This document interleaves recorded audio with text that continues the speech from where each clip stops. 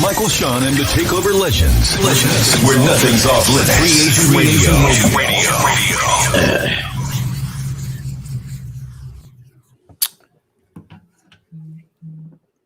Good morning, my people. Good morning. It's a Friday. We've been blessed for another day. Ladies and gentlemen, it's Michael, Shawn, and the TakeOver Legends. Yeah. It's Jay Black. It's DJ Cam, Ghetto Celeb number one. It's Shawnee Scott running Media Room 360, 60. Oh, man. It was a busy night last night, y'all. Busy night? It was a busy night last night because I'm about to. I have been taking my time to but to talk to these people on Instagram and stop lumping people in. Okay, I'll go straight to it. Go ahead. I went to a few reliable sources on Instagram. Okay. And I'm not going to put their Instagram out there. Who said DMX had passed away? When I tell you, if I tell you the names,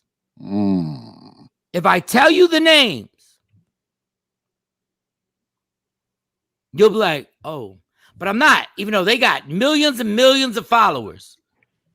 And then DMX's manager came on and said he's still on life support. And I'm not even going to comment on. All I'm saying is when I posted it last night, some of y'all are like, oh, that's crazy. You just want to be the first person. But I don't care about likes.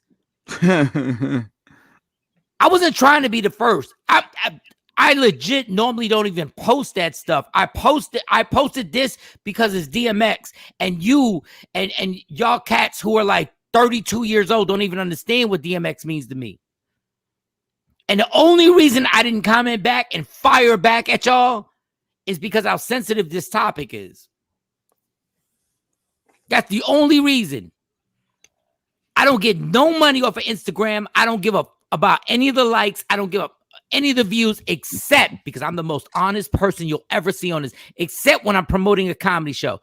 Listen, I put that up here because I thought when I posted it, DMX had passed away. So all you holier than thou people, don't put me in that box with these lame ass dudes or lame ass chicks that sit up Instagram and try and put stuff up there just to be the first one. I'm not the one. I'm hip hop. I was born in 1971. I'm hip hop. Don't get it effed up. Y'all think y'all hip hop. I'm hip hop. I was there when the first hip hop show ever on radio was put on. And I want to have a good time today. But don't try and clump me up and start tagging people or whatever. Look, listen, the only reason I ain't respond was one thing, this is super sensitive and is bigger than any dispute. Two is because my Instagram, for some reason, when I go to my comments, for some reason, I can't actually respond back, which God knew not to let me respond back. Put you on pause. You on timeout right this second. Y'all don't understand. I'm part of that situation. When I'm part of that era with DMX. I literally am pained by being a fellow addict who goes through it. So I had to fall back. Ain't nobody trying to get no likes and nothing like that. Dog, if there's anybody I want to pull through is DMX. And if I said the names of the people who reported this or posted this, I'm like, so-and-so posted this. That's all I'm saying. Like, when I saw that, I said, it has to be true. Well, I saw when Tiny said it, and Tiny don't bring Tiny up in this. What? Like, stop, Jay Black. I mean, that was I'm talking about Tiny. Stop. Shut up.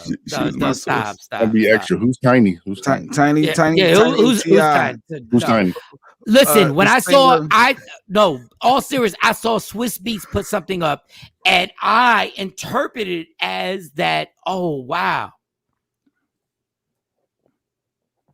Nobody on here knows DMX more than Swiss Beats. So man. I think what they was trying to do is just let the family have that last final night together. I and then make understand that. I get that's it. what they were going but for. no, I get it. But the people that go in are just using that simply to get their clout. So I don't get any. I want I have sat on this show and put prayers out and said a miracle can happen. Yeah. Man, listen. And I'm glad because I updated my Instagram. So for some reason, when I get those DM messages, I can't actually reply directly. And God knew what he was doing. God knew what he was doing. I want DMX to make it. Yesterday on the show, I was like, oh, let's pray and make sure if DMX can get a chance to come back and be okay and then actually get out and get help. But the funny thing is y'all was tagging people and oh man, if it was something less important, I would put your damn Instagram on here right now because you was talking. Mike doing it for the gram. You just want to be one of the first ones to say exactly. You just doing it for the likes, Mike. That's exactly. What? And anybody who knows me, and of course you don't. My whole comedy career is based on hip hop. Y'all cats be acting like y'all hip hop. 1971, I listened to the first hip hop show ever on radio. I listened to those shows ever on radio. I would never use DMX ever. I would never use DMX to get some likes and stuff like that. I champion DMX all the time, and I still pray that he's going to make it through this. But some of y'all, and I get it, it's the gram. I get it. I'm 50. It's the gram. I get it. And I'm glad I wasn't able to respond. I prayed last night. Look, God, I hope DMX can come through this. Nobody's doing it for the likes. Nobody is doing it for the likes. Man, oh man. Like, do you not think I want DMX to make it? It just happened to be. Hell, if you want me to say it's my fault, it's my fault. The two people that I follow, millions of followers, and are very close to DMX. Very close. That's all I'm saying. Like, stop trying to put somebody in some type of space where they're like some Instagram hoe.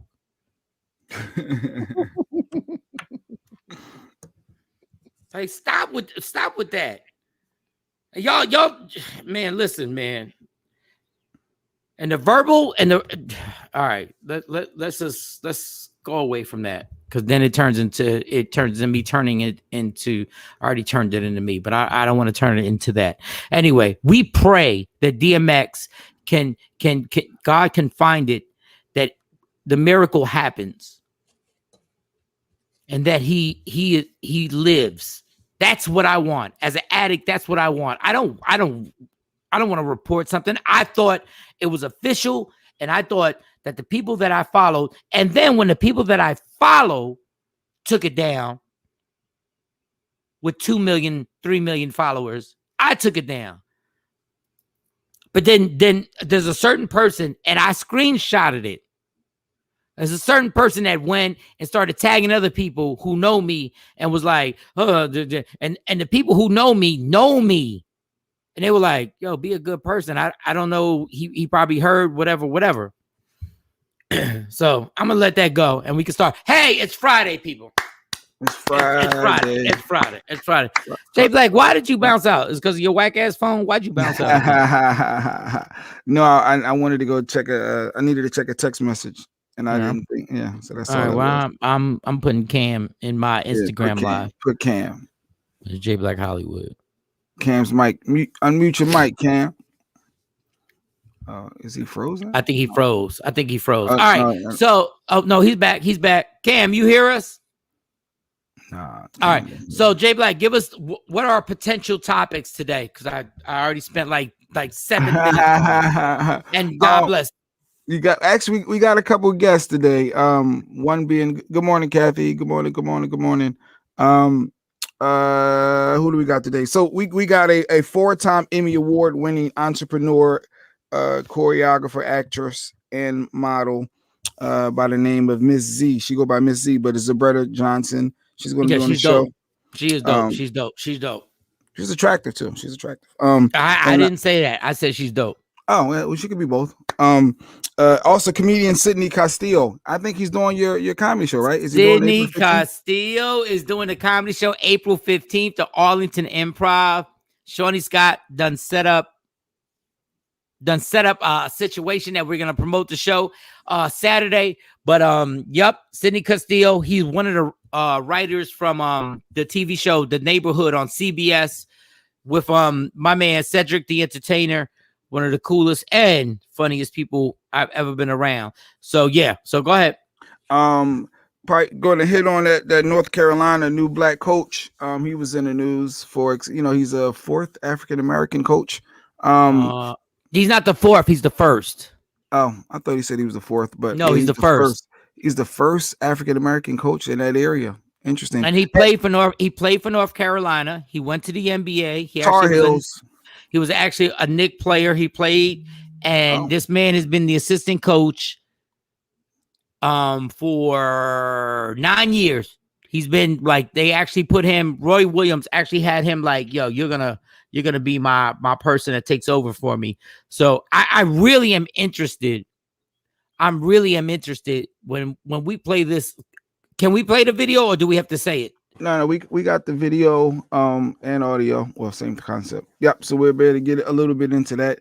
And then also in the news is an ex-NFL player sadly taking his family's life and then his own. So we probably should report on that a little bit just to get a little idea of what's going on.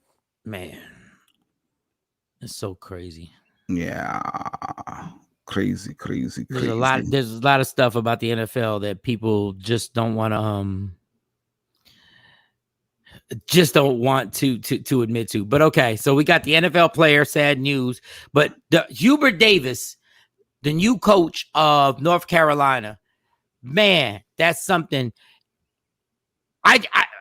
Man, what? How do we even say this? Like, should we play it or should I explain it? Should we play it or should I? Well, I think the setup is we're going to play. The setup is he had his press conference and he said some things at his press conference that had some people in a tizzy, and we got a little clip of it.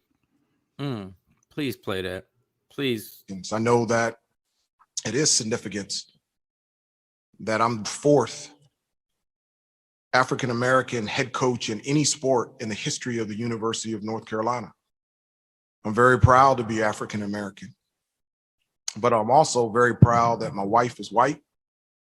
And I'm very proud that my 3 beautiful, unbelievable kids are a combination of both of us. So what is the problem with this statement? I want to know. Hubert Davis on Instagram Live. This is why you should download the app. He's the first black coach of North Carolina. And he said, I'm proud of who I am. And I'm also proud of my white wife. I'm proud of my kids who have a combination of both of us. And here goes Instagram. Dun, dun, dun. Here y'all go. Oh, I won't even repeat the comments y'all said. This man is married to the woman, had kids with a woman, and he said he's proud of the woman being who she is, and he's proud of his kids being a combination of being black and white. And y'all went on Instagram like the herb cowards y'all are and started killing him. Explain to me what he said wrong on Instagram Live. If you think he said anything wrong, 609-699-1386. 609-699-1386. Or you can leave a comment on here. We're on YouTube, Media Room 360. Just go put Media Room 360. YouTube, Facebook, what is it? Roku, Apple TV, Amazon Fire TV, and all that good stuff. Somebody tell me what he said wrong there. Jay Black? What they're saying he said wrong is they want him to have a African American on his arm and be proud of that. They say why do a black man generally still want to skew to the different race? Why not support your own and have a black woman and be proud of that? Why must you highlight that when you wasn't even prompted? Like you came out of left field with, and I'm proud of my white wife and my mixed kids. Like where did that come from? Why? It's his wife. Because he knows what y'all about to do. He got a white wife. Yeah, I'm proud of my white wife. He made vows to be with this woman. He has a family with this woman. But y'all don't want him to say that? Like I don't. Why are y'all mad? Because he's proud of his wife and her race. And he shouted out his kids. Y'all mad because he said his kids are combined with both? What? Like, listen. Racism is thick in this country. Racism, I said nothing is more American pie. No, nothing is more American than racism. I get it. But what is wrong with him for shouting his wife out that has held him down? Why couldn't a black woman hold him down? Why couldn't he be with because that's not who he fell in love with. That's not who he fell in love with. Why did the black man always got to do that? The majority of them. First of all, the black man don't always have to do it because you didn't do it. No, I'm just saying. No. But when people say that, the black man don't always do it because Cam didn't do it. The Puerto Rican man didn't do it because I didn't do it. I don't understand. Okay, let's check out the dynamics. Hubert Davis played in the 90s in college, right? Mm-hmm. I think it was the 90s. Yes, it was the early 90s, and he played for the Knicks. Okay. So a black man goes to a college that the majority is white, and he spends 3 or 4 years there. What was the point in pointing it out that he was black and proud? What was the point of pointing it out? Because he is black and proud. But you don't always got it. What is it? What's not? Wait. He's the first black coach in history of one of the most well-renowned college basketball ever. It's North Carolina and Duke. It's basically, when it comes to college basketball, it's basically like Obama being the first black president. He's the first African American to ever coach the North Carolina Tar Heels. But oh man, you don't have to highlight it though. It's his wife. Why can't he highlight it? Because you wasn't asked. Somebody say, "Hey, if you asking about it," he knew. I don't know. I get what they're saying a little bit, but at the same time, I don't get what they said at all. I'm highlighting my wife. If she was black, y'all wouldn't have a problem with it. Man, listen. So he goes to North Carolina in the 90s. He's around the majority of everybody in North Carolina, the college. Mm-hmm. He's in the minority. He finds a white woman that he happens to fall in love with. They happen to live a happy life, and people are mad because he highlights her, because he knows if he doesn't, what you trolls are going to do is troll him on Instagram. Why ain't you say nothing about your white wife? So he acknowledged everything before y'all could troll him. And that was like, he shouldn't say nothing about his white wife. I don't get what this dude did wrong. On Instagram Live, if Hubert Davis acknowledges his white wife and said he's proud of his white wife and his kids who have a combination of him being black and her being white, tell me what's wrong with that. Because now I'm bugged out. Now I'm sitting there going like, he can't big up his family. That's a lot. Cam, can you hear us? Yeah. Okay, Cam. Ladies and gentlemen, it's Friday and Cam is in the building. Yeah. Again. I get it right over here, man. Kathy said, what was his point of highlighting his whiteness? Y'all wouldn't have had a problem if she was black and he highlighted her blackness. He knew what people were going to say. And this is the thing. I give him credit for being aware of what the trolls on social media are going to say. Because if he's the first black coach and his wife is white, he knows the media is going to say something, and he knows especially the trolls on Instagram are going to say something. So guess what he did? He did the Eminem from 8 Mile. And me and Cam have been saying this for since the movie came out. He did the Eminem. I'm going to point this out before you cowards can point it out. Yep. Could it be he's just shucking and jiving for the white man? Like he wants to appease and make his new his new bosses accept him a little bit more to say, hey, I want to fit in. I'm one of y'all. I've been married to this woman. I'm not shucking and jiving when I big up her and her race. And guess what? When she big up and she says, that's my African-American husband, for all you trolls, all you racist trolls, guess what? That's how they stand up for each other. To catch y'all before y'all can say nothing about it. To catch y'all before y'all can say nothing about it.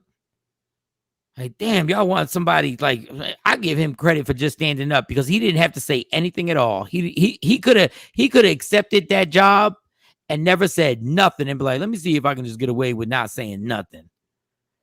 And he acknowledged the elephant, the big ass elephant on steroids was in the room and he addressed it. I respect him for that. But damn, y'all gonna kill the dude because he act like black woman. Y'all would have been so proud of this dude if he would have said it and she was black. Y'all would be like, that's what I'm talking about.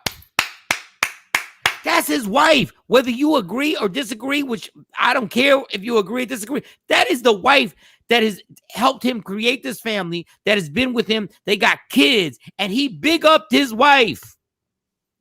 You said, I bet she won't. You don't know what you're talking about because that girl is in North Carolina and her black man is the coach. Being a North Carolina coach is bigger than being a president of the United States.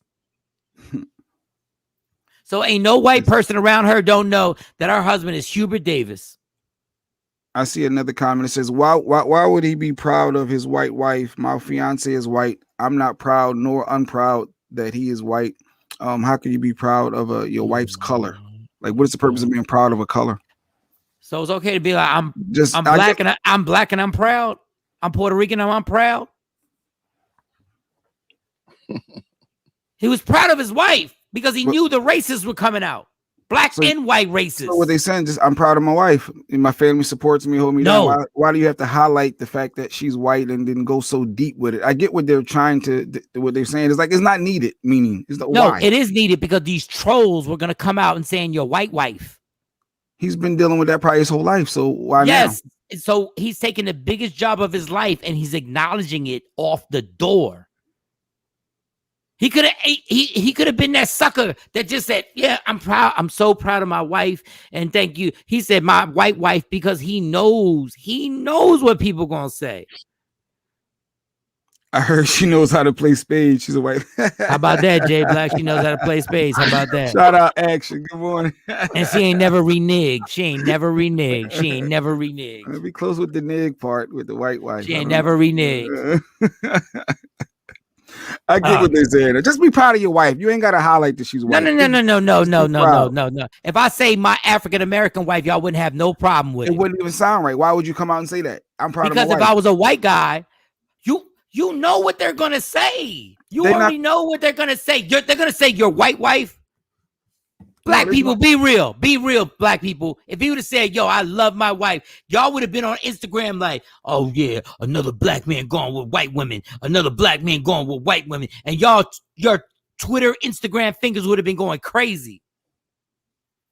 Because he knows he's in North Carolina. He has to address the interracial couple thing in North Carolina. He has to address the racist white people. You know who he's addressing? The racist white people in North Carolina who are going to come for his neck and going to say stuff about him being in an interracial couple. So he had to step up to that microphone and said to you racist dudes, white dudes, I am proud of my white wife. Kathy, I love you for playing devil's advocate, but if he knew what was coming, why couldn't he have a black queen supporting him? They want their black. Kathy, let me tell you the reality. Let me tell you the reality of the reality. He went to North Carolina. He went from high school to North Carolina. In North Carolina, it's all white people. Who you think he was going to meet? Who you think he was going to meet? Freddie Mitchell, former football player, NFL star that we have on the show. They go to colleges that are predominantly white. These guys go to colleges, they leave their place and they go to colleges that are predominantly white. Everybody's like, oh, they meet these white girls. Dog, if 80% of the women that you meet are white, there's a good chance that you're going to wind up dating a white girl. It's just a matter of numbers. Here's another comment. He is proud of his white wife instead of saying just his wife, because he thinks her whiteness will bring him more social capital. No, by whiting out his blackness. No, like, I mean, he could be thinking that, like, okay, let me let them know I got my white. I'll be accepted more. He was going at those racist people in North Carolina who were going to be like, he shouldn't have hired. We don't like this N-word for dealing with a white woman. He's going against racism in down south in the middle of it, where we pretend it's not happening and it is happening. He was directing that more to the white racists than he was even to black people. So why is he trying to appeal to them? Why is he addressing? No, he's trying to put it in their face like, yes, I have a white wife and you don't like it. Hold up for your black queen. Kathy, like, I get it.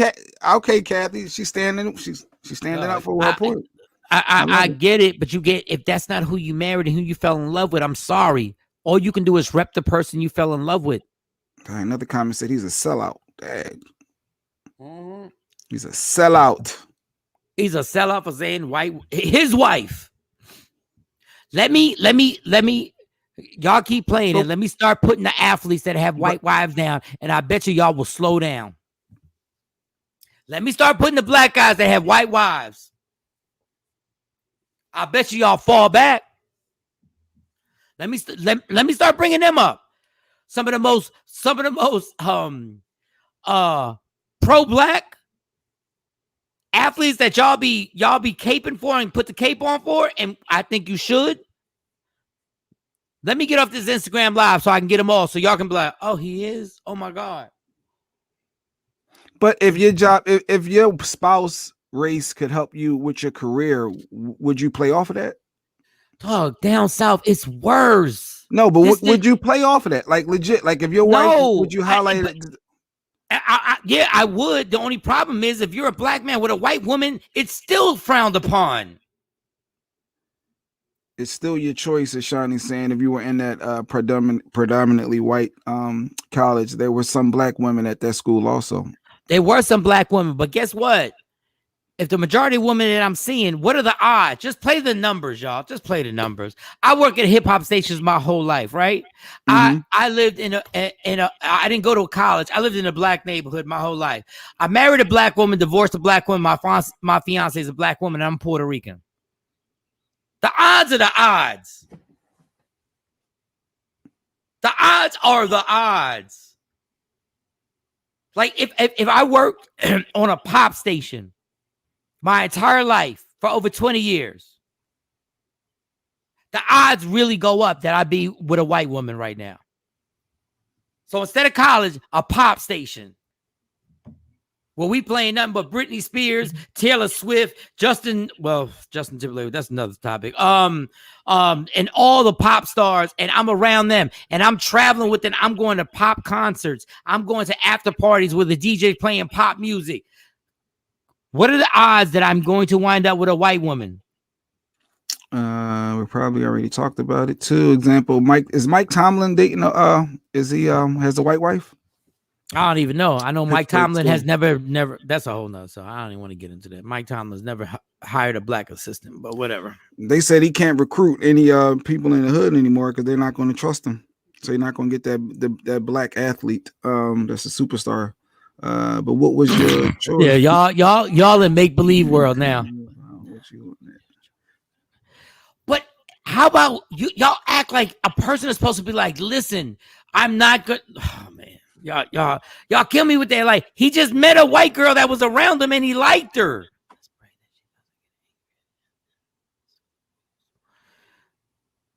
Let's pray that she doesn't get angry at him, so the roots won't appear. Laugh out loud. Black women are down for you even when angry. Jesus, they've been married forever, y'all. Exactly. They've been married forever. Like, why are y'all trying to discredit this woman?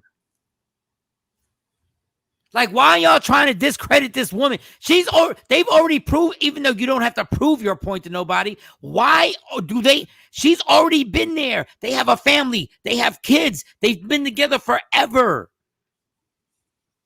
Like, what are y'all talking about? The man loves his wife.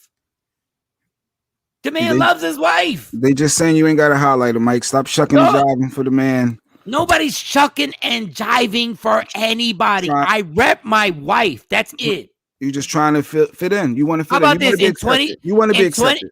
In 2021, people are still having problems with mixed marriages. Thank you. That's all it is. That's all it is. Yeah. That's all it is.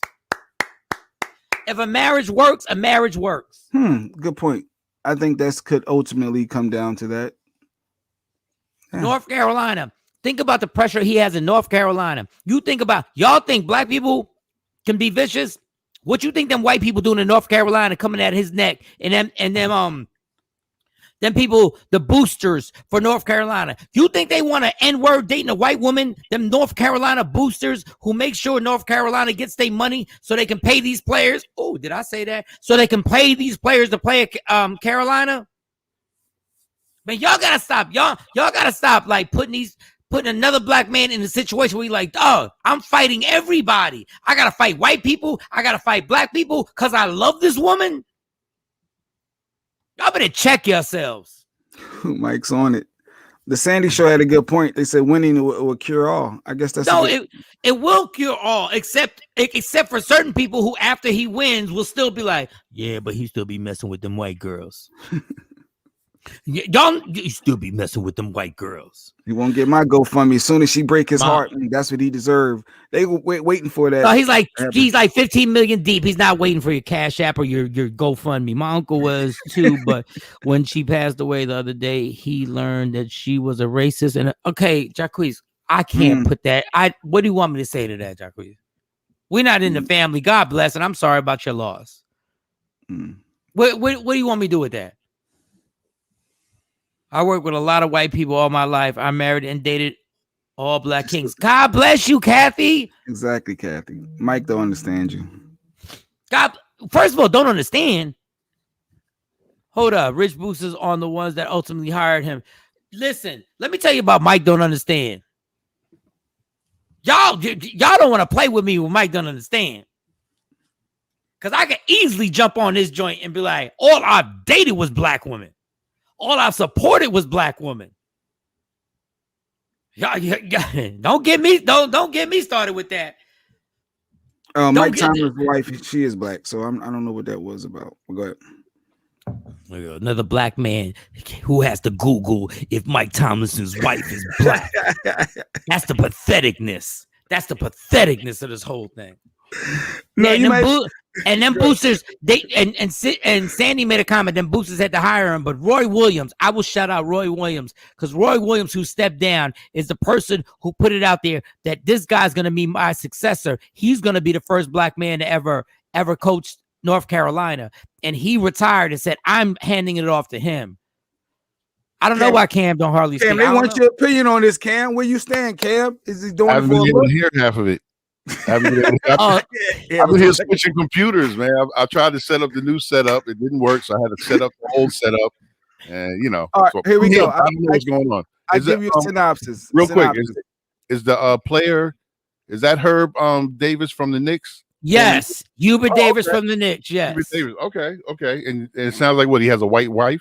And he's the first black coach of North Carolina ever, and he shouted out his wife. He said, "I'm proud to be the first black man, African American ever, and I'm proud of my white wife. I'm proud of my wife and my mixed kids." And she happens to be white. He didn't. Wait a second. Play it again, Shawn. We're not going to play this. He didn't say mix. So get it right. Play it again. He said Shawn. a combination. Well, what is a combination? It ain't mixed because y'all, you already know how y'all say it. It's a combination of. No, a combination and saying mix is two different things because the word mixed in the black community. Jay, stop playing. Oh, she mixed. Can we play it again, please? Because maybe my because a light skinned chick, a light skinned girl in the black community, be like, oh, she ain't black, she mixed. So that feeling behind that word, he said it was a combination. All right, play the clip. I know that it is significant that I'm the fourth African-American head coach in any sport in the history of the University of North Carolina.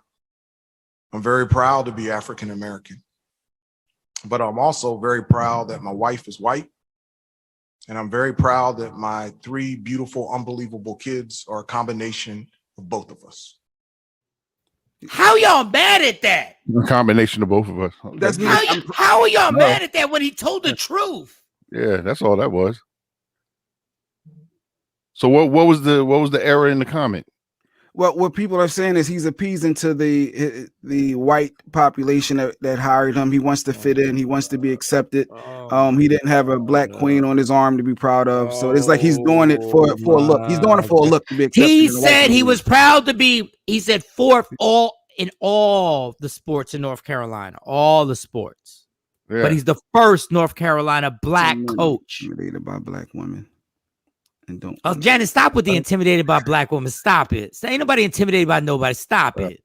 I didn't see him do anything wrong other than just state his situation. That's all he did. If there's a problem with that, then you have a problem with it, not him. Thank you, Cam. Yeah, so next thing, what we're about to talk about next. Thank you, Cam. He stated his exact situation. If you have a problem with it, that's your problem. You know what, Cam? I wish your computer would have been fixed a long time ago. So we'd have been on to the next thing. 10 minutes. Oh my God! It's not the end all be all. It's not that simple. But I no, it is that simple. No, it is that simple. See, people don't like the simple stuff. Cam said he explained his situation. It's almost like he said a lie. He didn't lie. He told his truth. He told everything. Where's the wrong in truth? Where's the wrong in truth? Is there something wrong with it? I mean, I've heard black men say this, that they don't date black women because they got too much mouth. They're too mouthy. So he married who he loved. That ain't got. We're not gonna get into the mouthy stuff because all this stuff that somebody can't handle a black woman. He just fell in love with a white woman. We're not gonna get into all that because then y'all really gonna be pissed off. Y'all really gonna be pissed off at me. Don't do that. Yeah, that's. But why is that not true? Because some black women are too much for some people to handle, so they go to the other side. When I say the other side, you know what the funny thing is? The first people to say this black men. Here's a Jacquees. Wonder if he would have said, "I'm proud of my black wife." Yes. Yeah. I don't think he would have said, "I'm proud of my black wife." He would not have said. No. He would have said, "I'm proud." Oh my God. Wow, he just stated his situation. Why is that? He would have just said wife. I felt like he would have just said, "I'm proud of my wife." No, you can assume whatever you want, but he said black man, and I'm proud of my white wife and of my kids who are combined. He would have said, I am so proud of being the first black family. Why do y'all try and pick apart a black man who did something, who's making an historical move, and y'all spend your time trying to break the dude down? Why y'all trying to break him down? That's why mother don't try and do nothing. Small package. What does this got to do? What are we doing? The white woman is going to be okay with the black woman. She's making that's a good joke, but yeah, I can't. She's funny. Kathy's funny. You want to play, Kathy? And black woman going to be okay with him not paying child support. You want to play? Here we go. You want to play? So you try to wait? You try to say black? I'm not gonna say nothing. You try to say black men don't pay child support, Mike? What are you saying? Since y'all want to start the stereotypes. Y'all want to start the small packages and all. Y'all want to start the stereotypes. Hey, can't deal with a black woman because she won't let me smoke weed in the house. All right, y'all want to play? If we're gonna go that route, then just say black women make bad choices. Let's go. Black women make bad choices. That's why he wasn't up there with no black wife. Y'all make bad choices. Let that breathe. Let that breathe. Hold on. Say it again, Cam. Say it again. What you say? Black women make bad choices. Now leave your comments. Let's get into them truth. Not me today. No. No, I'm cool with it. This is the truth. It's the truth. We're gonna dance. Let's dance. The views and opinions. No, the views or opinions of our Free Agent Radio. Listen, if you on my Instagram live, y'all need to download Free Agent Radio. Tap. You said black women make bad choices. Tap in. Y'all gonna be that extreme? Oh, you want proof? Wow. Men don't get to choose. You missing the point, ma. We don't get to choose. You guys had that power. Y'all mad? You guys make the choice on who we end up dating. We don't make that choice. That's not our call to make. We put our bid in. We put in a bid, but we don't ultimately get to make the choice. Is that why you're single, Cam? Just playing that. Someone may say, "Well, Cam, you're single because that's your views and opinions." Like that is your always go to. That's why you single. I don't know. That's why I'm single. I'm single because I'm divorced. I was in a 20-year relationship. So did your wife make a bad decision by getting with you? Because I mean, you just offended probably half the population. Hey, if we're gonna get into this truth and everybody wants to dance around, like he just stated his truth. That's all that dude did. That's all he did. In the middle of it. That's all I heard him say. He stated his situation. I got 3 kids. Where was the wrongness in that? If he has 3 kids, my wife is white. We all mentioned that she's white. Where's the wrongness in that? He mentioned that he's black and he's proud to be black. Where's the wrongness in that? And the fact I'm proud of my white wife. And all that was based on the fact that he's the fourth. What was it? The fourth coach to be black, a black coach in that. The whole university. Yeah. But he's the first black coach of the basketball team. So and all that was based off of that. That's what presented all that. If he would have been the 20th black coach, he probably wouldn't have said any of that. But Kathy's saying we all make bad choices. Hold on, let's pause for a second on my Instagram live. Rashid Love said the new dude on K104. Oh, don't say that, Rashida. Never mind. They all make bad choices. I got love for him for real. So that's why they have divorces available. But yeah, they don't say that black women make bad choices. Everyone makes. That's what she's saying. Oh, wait a second. Don't talk it. Whoa. Go ahead, Cam. Go ahead. Yeah, the way you pounded on him. What's the difference? Now all of a sudden it's a problem. Let's reverse it. Wait a second, Shawnee Scott. Stop it. Men marry who they want. Women marry who they can. You got to be kidding me. No. If it was up to men, we wouldn't even get married. Come on. Yeah, I just said that yesterday. It was up to men. I'd have been running around here. You got to be kidding me. Marriage is an underdog situation for men, period. We are the underdog. We lose everything. We have the most to lose. Women don't have nothing to lose. That's why they game to get married. Okay, I'm not saying that. Women, go ahead. But go. If women, and you kind of touched on it yesterday, Mike, if women were out to lose as much as men, they wouldn't be so quick and so wanting to get married. If it was possible, if there was a 50% chance that they would have to give up and pay spousal support, we would not be quick to get married. Look, let me reel this back in because I got to take a Black and Mild break. Let me reel this back in. That man said the absolute truth. What? And y'all, Hubert Davis said the absolute truth about his life. He didn't lie. He didn't duck anything. That's all he said was the absolute truth. That's all he said.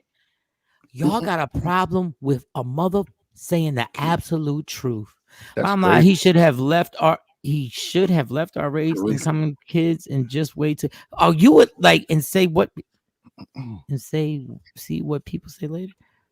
Wait a second, let me read this again because Kathy, I'm about to break your ass down. Bottom line, he shouldn't, I guess you meant shouldn't have left our race and combination kids comment. No, he should have left out her race and the combination kids comment. He should have left that out. He didn't even need it, is what she's saying. Who are y'all to tell somebody how they're supposed to describe their family? Like, who the are y'all? How do y'all get the audacity? How do y'all get the audacity to tell somebody how they're supposed to describe their family? Y'all got me spitting on the microphone. Who the are y'all to tell somebody how they're supposed to describe their family? Oh my God, my webcam fell down. He banging. Calm down, Mike. Calm down. I'm not. When you're a public figure, you do have to watch what you say and how you say it. When you're a public figure. He told the truth about his family. What do you mean? Watch his words. He spoke his truth. Oh that means my you have God. a problem with his truth. That's what it really means, right? So we have a problem with his truth. Y'all mad at his truth. That's what it is. Y'all mad at his truth right now. That's amazing. That's amazing. Oh my God, I need a black and mild. Oh, y'all, oh my God. If men marry who they want, why am I not with Holly Berry? All right, Paul. Okay, Paul. Okay, Paul.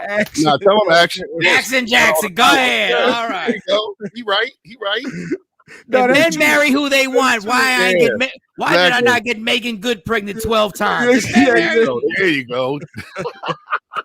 Yeah, I have a couple of kids with Dre and Michelle by now. Yeah, I guess back there.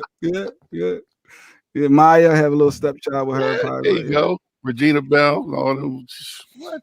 Yeah. There's some people over the years. All right, listen. I'm gonna try and be as professional as possible. Man, I'm exhausted. I need a 5-hour energy drink right now. And what's your blood pressure, Mike? Jesus. You said Regina Bell? You think Regina Bell's cute, Cam? Regina Bell was beautiful. The one, the actress, not the singer. I might have said the wrong name. Okay. Oh, Regina King. Well, I don't know if Regina King. What's the other one I was thinking about? Oh man, how about Jay Black? Shut your ass. Yeah, that sounds good. Yeah, that sounds good. Regina King. Out of all that, only is and Regina Bell was a beautiful woman. If you you Google Regina Bell, she probably do me swell. She was in the Biggie joint. Dreams F R&B. Yeah, get out my truth. Look at that. You try to make me twist my truth. Questioning my truth. Regina Hall looks better. That's what I was thinking about. Actually. Not Regina King or Regina Bell. Regina Hall looks okay. Now she's they all could catch it. If we can pick who we can be with. Yeah, we gotta pick. Watch it. The disrespect that men. Hold on. Let me read this real quick. The disrespect that men have for most black women is awful. Now, really, and as soon as the white woman turn on a black man, y'all want the prayer and sympathy. Yeah. People, oh my God. That's true though. Doesn't that happen? Be honest. Oh my God. If she flipped the script and then it's like, oh, now you want to come back. Can we talk about the black woman that flipped the script? When Tiger y'all really want to talk about don't bring up Tiger Woods. Y'all want to talk about the black woman that had flipped the script? Man. Yeah. and y'all want Tiger to be so black.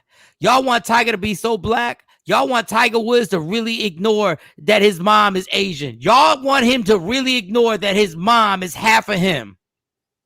But he dates white women. What are you talking about? No, I'm saying y'all act like Tiger Woods should have dated black women. That's not what he was around. He was a golfer. How many Tamikas are at the golf course? Tamikas. Not putt golf. Real golf. Oh, Shawnee wants to know what black woman turned. Ask Michael Jordan's wife who got her for over $100 million.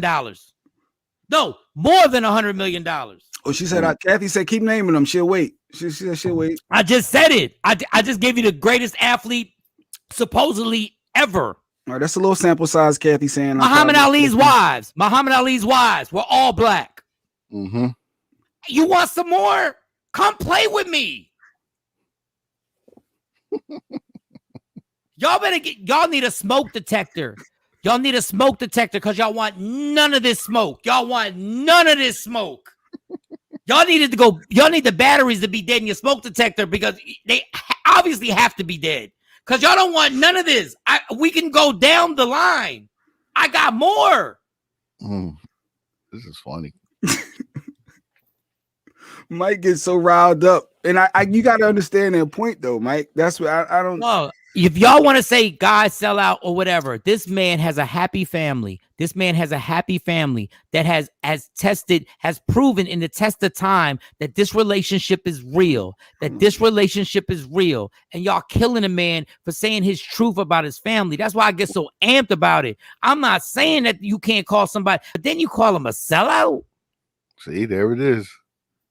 There it is.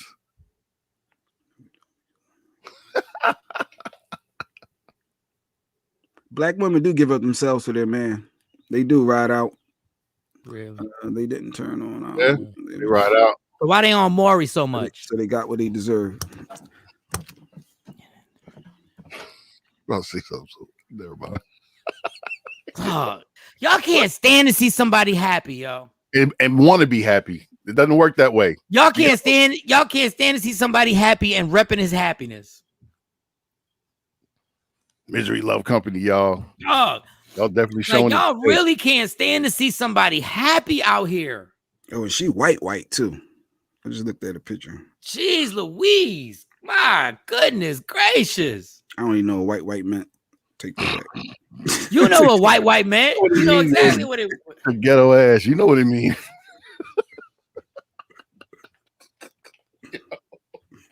Oh my God, man. Jeez Louise. Y'all. No, that's back to Cam saying that all black women make bad choices. Let's get back to that. Because that's what he didn't. No. Put it in context. Put it in context. Don't just blare it out like that. Oh man, and now the Sandy show got kicked up. Sandy show is Shawnee Scott single. Y'all, I need a Black and Mild break. Hold up, I need a Black and Mild break. I'm gonna answer that for her. Yes, Shawnee is single. Yep. Oh my God. Her views and opinions match her singleness. I don't know, like Cam. Ain't nothing like a black man who just steps up and answers for a black woman. Ain't nothing like that, boy. Ain't nothing like a male chauvinistic black man who says, I'm gonna step up and answer for another black woman. Shorty doo-wop. Cam said all black women make bad choices because he didn't say he that. Did. He said black women make bad choices. And he said all black women make black choices. The word game, I play the word game.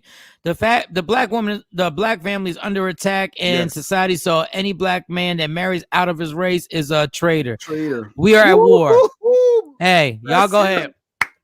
That's what they saying on the comments, Mike. That's the consensus right there. That's it. Let me tell y'all something. That man found a woman who made him happy. He made a family. They're happy. They're a happy family. That's all I'm saying. Look, and 51% of the people wind up in divorce. They didn't. I want to be Shawnee's bad decision. And the Sandy show's on fire right now. Wait, is he a white man trying to date? All the way. Yeah. Now who's gonna make the right choice? Yo, let me ask Jay Black something before I take this Black and Mild break. No. When's the last I'm the moderator. When's the last black dude that you thought was black that was hanging out with us smoking blunts and taking shots was named Sandy? Like what? Who? The hell is wrong? Like really?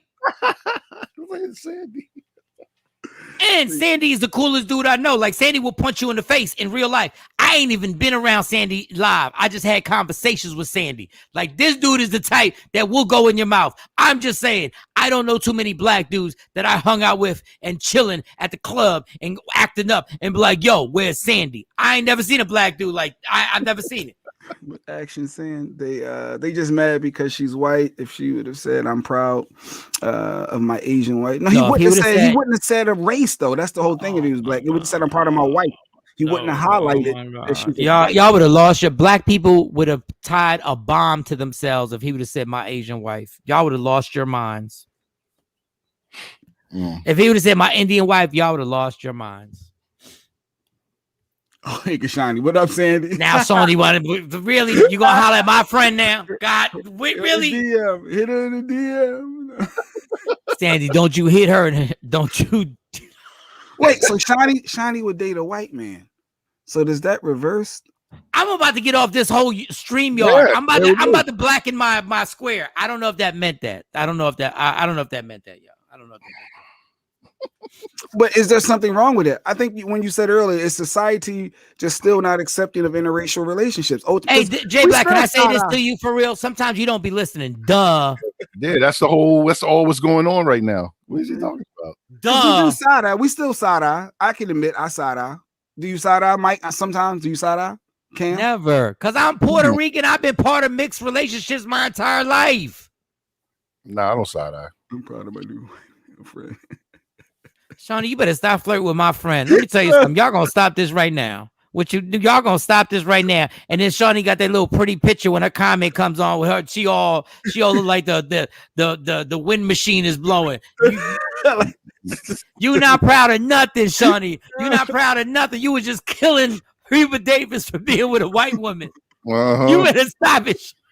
She said, wait, he got benefits? Wait, he got good credit score? Oh my God.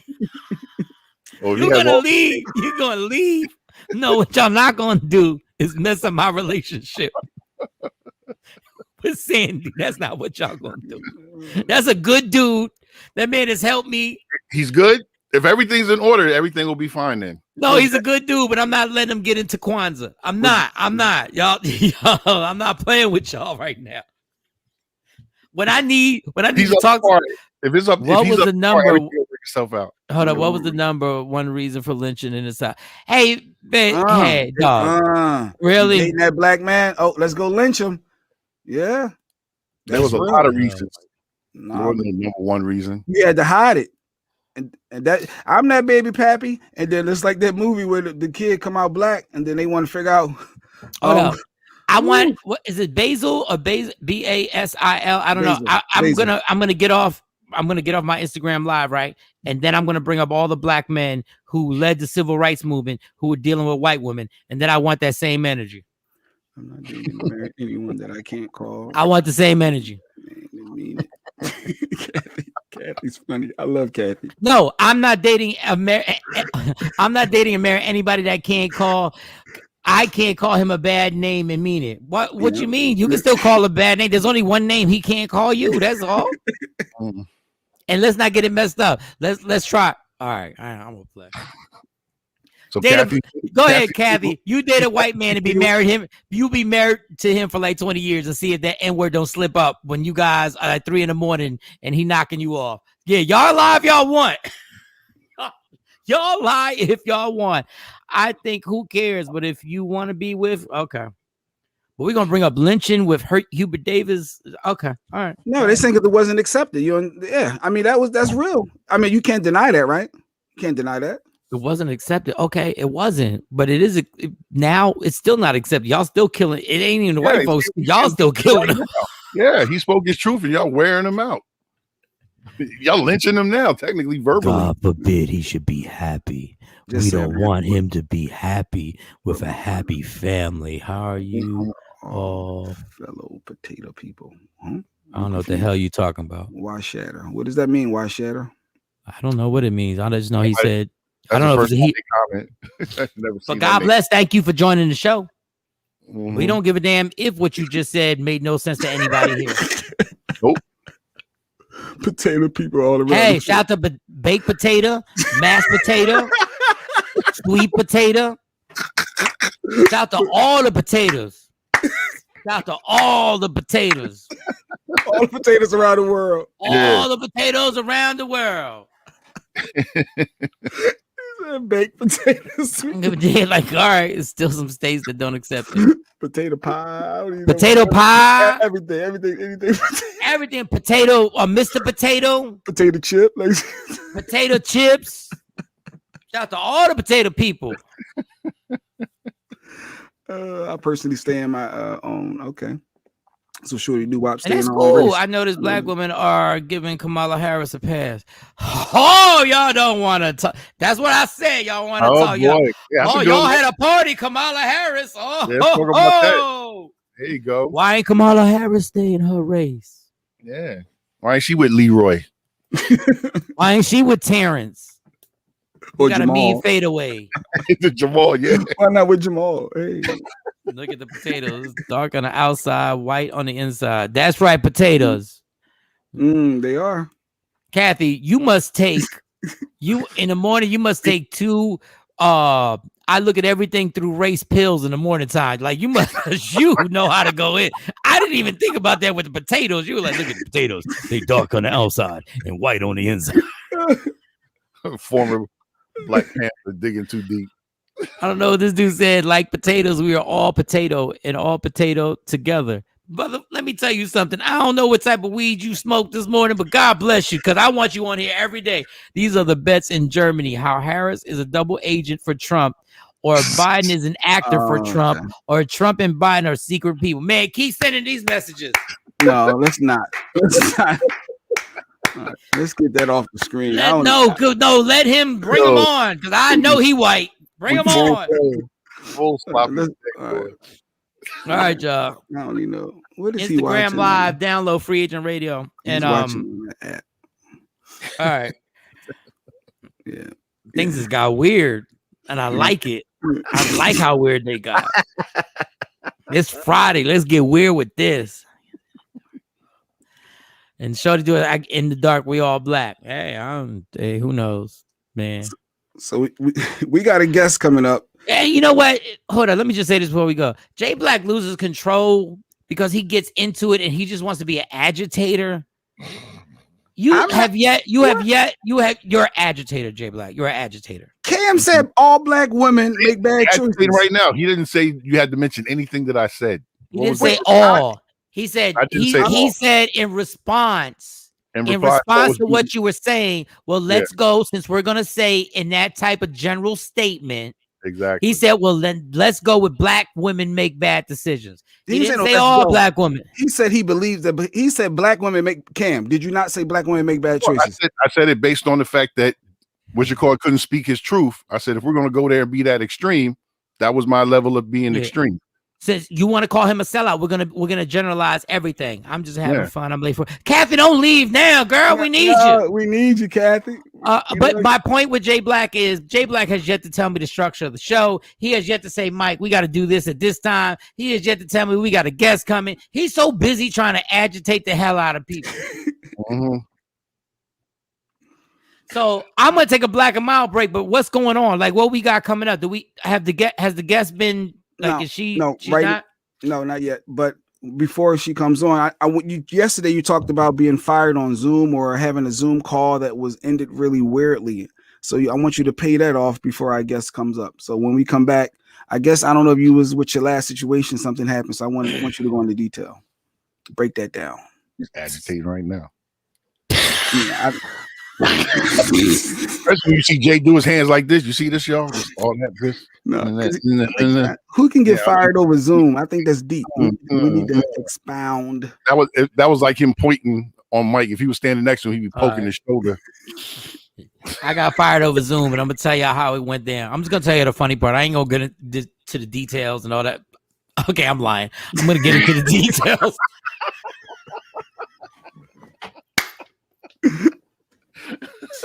Oh, shout to Kevin's Barbershop and to the barber PJ who took care of me yesterday. Shout to Kevin PJ, if you're listening. I told y'all to check it out. Both the barbers in there, they were super cool. They took care of me simply because I couldn't get my barber. He canceled on me. This is let's read this last. I'm smoking a black and mild. I don't want to read any comments from White Shatter. Way shattered. Decisions taken in relationships always depend on what situation people are in. In desperation, people hope that a relationship can fix their issues when in reality, it makes it worse. Wait, I'm just going to call you why. I'm going to call you why. That's a good meme. It'd be long as hell. You couldn't fit it on Instagram, but it'd be long as hell. But dog, what does that have to do with anything right now? Like, wait, just keep watching. Why? Keep watching. Just why? Wait, how did it happen? They locked you out of Zoom. Hey, can I go do my black and mild break? That was supposed to be a tease. So when we come back, I can tell you how I got fired on Zoom. Let's just try to figure things out. Wait. I will tell you how I got fired on Zoom. That's why we're not doing this. That's why we're not doing this show on Zoom, because I got bad memories. We do it on StreamYard. It's a trigger for you. It's a trigger. I don't want to have to go to the liquor store. It's a trigger, that damn Zoom. All right. Michael Shawn to TakeOver Legends. Give us 4 minutes. We'll be right back. Yes. Oh, my God. What up, y'all? It's Michael Shawn from Michael Shawn and the TakeOver Legends. And just in case you missed the show, check this out. Kodak 2005 said, you ever going to ever go back to K104? Not unless I'm a guest. But thank you.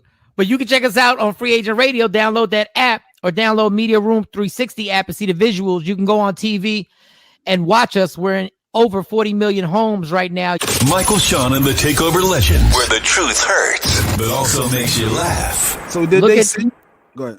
Yeah, they sent me. They were like, you got to go to rehab. First time or the second time did they send you? Well, they didn't know I had went there to detox before. I did an emergency detox myself. Oh, you did it yourself. So that was good. So you identified, okay, I need to get a little support. Let me go ahead myself. So you went the first time yourself. And then I guess the relapse happened again. Like a year and a half. Well, no, it was almost a year. Then a relapse happened. Then a whole bunch of stuff happened. And somebody snitched on me. And then They snitched. Yo, I think Mike been drinking again. Oh, they snitched. Not Mike. You need some help or support. It was. I think. Oh, wow. Okay. Yeah, there was a snitch. But I mean, I'm not saying nothing disrespectful. It happened. That's what really happened. So, but that's not support, though, is it? It probably no, it wasn't. No, it wasn't support. Especially if they play like they were your friend a little. They try to play like they were your friend, whoever that person was. No, it was the power play. I'm gonna hold this. I'm gonna hold this card over your head. I'm just gonna dangle this. So that's what it is. So, and that ain't nothing but the truth. Put a lie detector on me. Hit me up with the truth serum. Somebody tell me I'm lying. I wasn't lying, but it was my fault. It was my fault. Yeah, you gotta accept accountability. Yeah, that was my fault. The situation was my fault for putting myself in that situation. But let's not act like somebody didn't snitch. Let's act like somebody didn't Tekashi 6ix9ine me. Michael, Shawn, and the TakeOver Legends. Your escape from reality. Right here on Free Agent Radio. Free Agent Radio. We the worst records, baby. We about to create a perfectly horrible song. Y'all know I've been in the gym. And now all I wear is tight shirts, tight shirts, tight shirts, tight shirts, tight shirts. Yes, I do. Michael Shawn wears tight shirts every day. I wear tight shirts cause I'm working out some. And if I wear the right size, you won't see none of my little cuts in my arms or whatever. Short sleeve tight shirts in any type of weather. People talking trans when they see me in the street. Your shirt's so tight, we can see your heartbeat. Man, clown me if you want, I'm sticking to my guns. And when the summer comes, it's gonna be fun. You can crack jokes and treat me like a jerk, but one day you'll see my six-pack right through my shirt. And even if I wanted to, I just can't stop. I just might rock an Ezekiel crop top. Whoa. What? Did I take it too far? What? Yes. Whatever. Tight shirts in the morning at work and when I grieve. I even wear tight pajama tops when I sleep. Tight shirts. Tight shirts. Yeah. Tight shirts. Come on. Tight shirts. Come on. Tight shirts. Come on. Tight shirts. Every day. Mike Shawn wears tight shirts. To the gym or wherever. tight shirts. Tight shirts, tight shirts, tight shirts, tight shirts, Michael Shawn and We the Worst Records, Pluto, Aristotle, and P Skills have just destroyed or created another perfectly horrible song. Yeah. Check out the next single, Grown Man Wearing Skinny Jeans.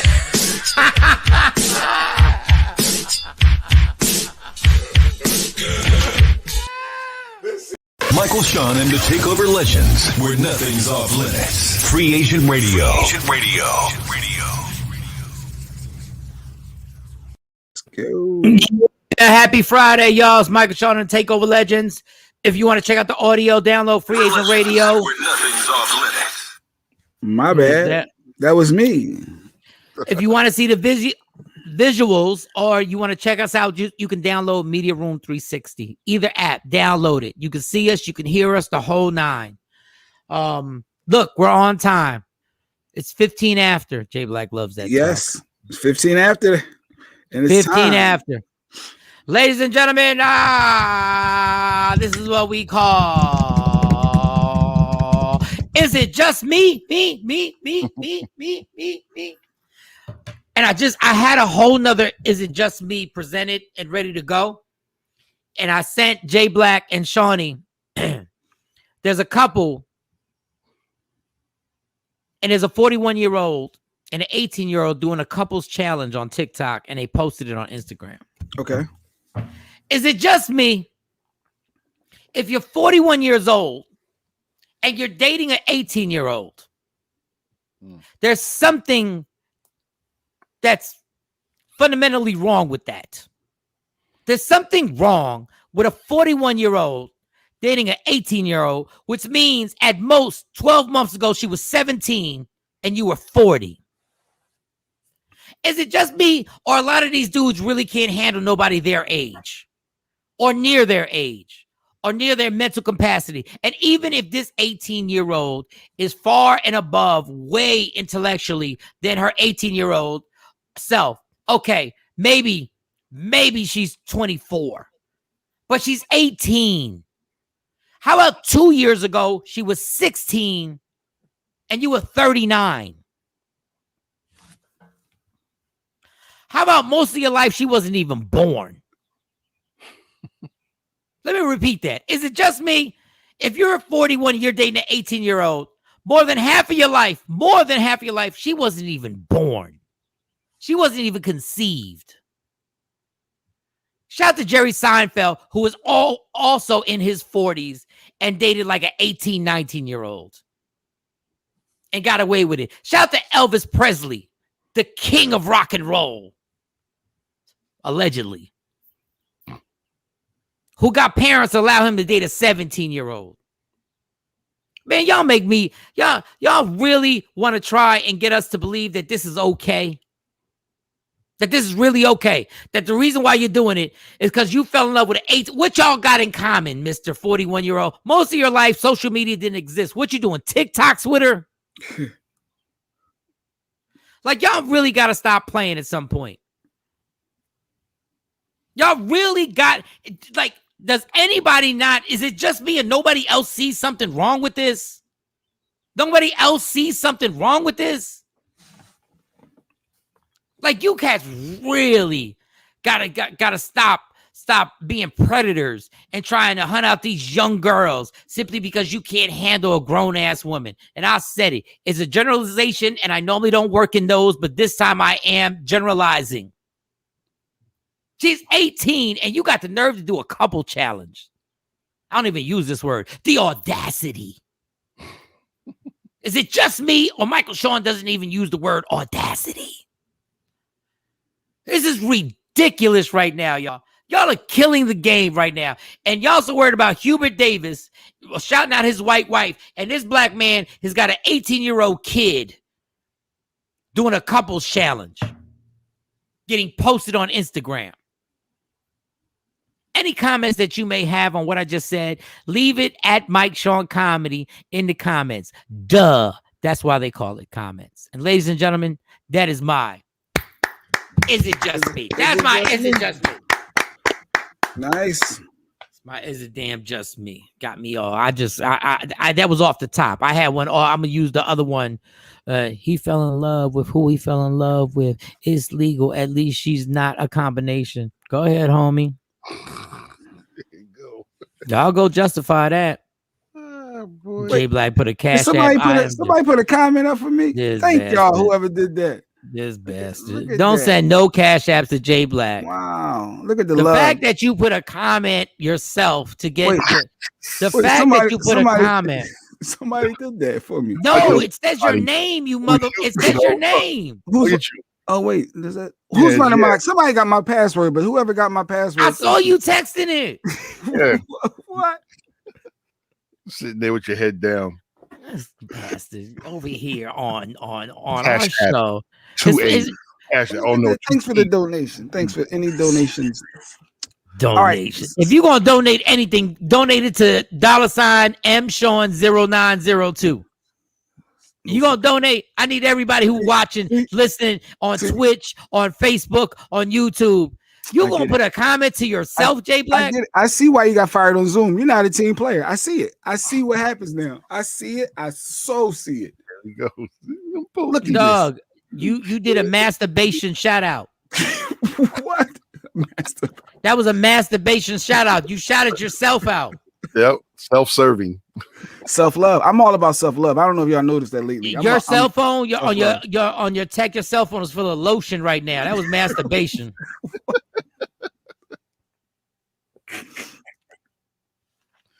Jeez. How I got fired on Zoom. So anyway, the payoff. I said this. I told the story, and I'll say it again. So anyway, I was in the midst of an alcoholic binge, right? So I was in the midst. We did do this. We actually put a post that had it, and my whole cycle was: you drink at night a lot, then you wake up at 3:30 in the morning, and I had bad sleep habits. So what I would do is I would take pills to go to sleep, and I would take the pills, and that fateful night, I woke up at like 1 o'clock in the morning, and I woke up and I was like, God, I can't sleep again. I gotta go to sleep. So I took more pills. I forget the name of the pills. The pills are actually I have in there, and I could find the pills. And no, it wasn't Ambien. It was something that was prescribed. So I took another pill, which I shouldn't have. So now I'm really knocked all the way out. But my cycle was in the morning, I would take a pill that would wake me up, Phetamine. And normally one would wake me up, but then I got to the point where I was drinking, taking pills to go to sleep. Then I would take 2 Phetamines. Time out. If you asleep, how do you wake up? What do you mean? You wake up groggy and then you take it and it helps like an energy drink? Yeah. Okay. No, Phetamine is amazing. Like Phetamine, not only it's really used for appetite suppressant, but it gives you super energy. So I took 2. Okay. So, and then I would take 2 and maybe grab a shot and be like, good. So when I took the 2, my heart would be popping out my chest, but F it, whatever it takes is by all means necessary. If I got to date a white girl, I will. I don't know how that makes sense. Listen. And eat a potato while you're doing it. And eat a potato. It could be a baked potato. It could be a mashed potato. All right. I got What a it. combination. So on this fateful morning, I should be on Instagram Live saying this but I don't have my Instagram Live up. On this fateful morning, I didn't know I'd ran out of my pills to wake me up. The superpowers you ran Yes. out. So when I went to my medicine cabinet, I was like, oh, I don't have any more. I said, oh, wow. Now, mind you, I've taken a bunch of sleeping pills. I had alcohol the night before. So I'm groggy records. And I'm like, yo, this is bad. This is super bad. Because I realize I am foggy. Like, I'm foggy. Now, in hindsight, I should have just called out. Or in Texas, they say call in, which I don't understand. You call in. On the East Coast, they say you call out. So I said, all right, let me just try and get through this. And then we had this game. I really should be on Instagram Live saying this so they can see it, but we had this game where you had to read 10 questions to somebody, a caller, right? And then the last question was always like a difficult word to spell. So you would read the questions, but they would choose the person who was going to read the questions. Like it would either be me, Didi, or Jade. Normally it was either me or Jade, right? And they would pick Jade most of the time, which is cool. And that morning, I happened to pray to God, please don't pick me to read these questions. Don't pick me. I'm trying to avoid eye contact and no. And I'm on Zoom, and I'm like, please, God, no, don't. Please don't pick me to read these questions, right? So Didi goes to the phone lines, and Didi is like, all right, she does a little banter, and then they like, well, who would you like to read the questions? Lady Jade? I'm like, yeah, of course you want Lady Jade to read questions. Of course you do. Or Michael Shawn. And I knew I was doomed when he said, yo, I need my man. I need my man, Michael Shawn. Dun, dun. I need my man, Michael Shawn, to read the questions. My man's. I forget what the game was called. It was like, it was called the $1,000 minute. It was called the $1,000 minute. That would be my last segment ever on radio. The $1,000 minute. I already know this ain't gonna go down. This ain't gonna happen. So I got through the questions, and then the last word, I don't remember what the word was, but it's always a difficult word for people to spell. And when I got to the word, I tapped out, dog. I was like, let's say the word was hypothetically. I was like, spell the word hyper. Let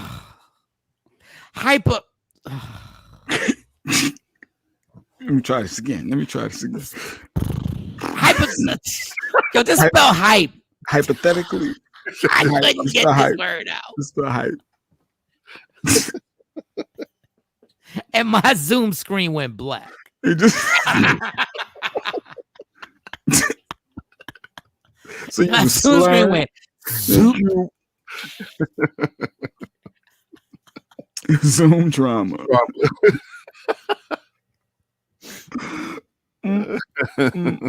But it was the hey, I played that game on K104, owe me $60 from a year ago. I don't owe you nothing. I don't work for them. Sheree. So wait, so they saw that you were slurring and you couldn't get the words out. Of course, probably. but the producer was like, it would be one thing to be like, yo, we're gonna tell the caller. We're gonna tell the caller. You could have been like, yep, getting tea. We're gonna tell the caller, we're gonna direct them to Jade. You know what I'm saying? Just direct them to Jade. You already knew I was in a bad state. But you ain't want to direct them to Jade. You wanted that heat to go to me. I get it. Oh, I see. Oh, I'm gonna get him this time. Oh, I see that he's okay. Yeah, I get it. So that like real talk, like that, and I was like, "What you want me to do?" So then, because of my situation, ain't nobody gonna believe that the reason it happened because I didn't sleep and I took too many sleeping pills. Because now the alcohol is always gonna be the factor. And I'm a mess at this point because literally I haven't slept more than 2 hours for like 2-3 weeks. And I'm going through what I'm going through. And I'm taking pills to go to sleep and taking pills to wake up. So my system is up and down, up and down, up and down, up and down. So I got the phone call and, you know, holier than thou, the old holier than thou thing. You can't believe you did. Shut up. You drunk every day. The person who's on the phone with me. You drunk every day. So that ended that when my square left the Zoom, I realized it was a wrap. I said, okay, it's over. They done eliminated my square from the Zoom. Did you try to fix it? Like reboot? Thought it may have been a mistake? No, I knew that. I was like, yeah. Like there were times they wouldn't let me on the Zoom. Like I'd call the producer, like, yo, you ain't send me the Zoom link. They said, don't send you the Zoom link. I was like, well, y'all go do that show without me then.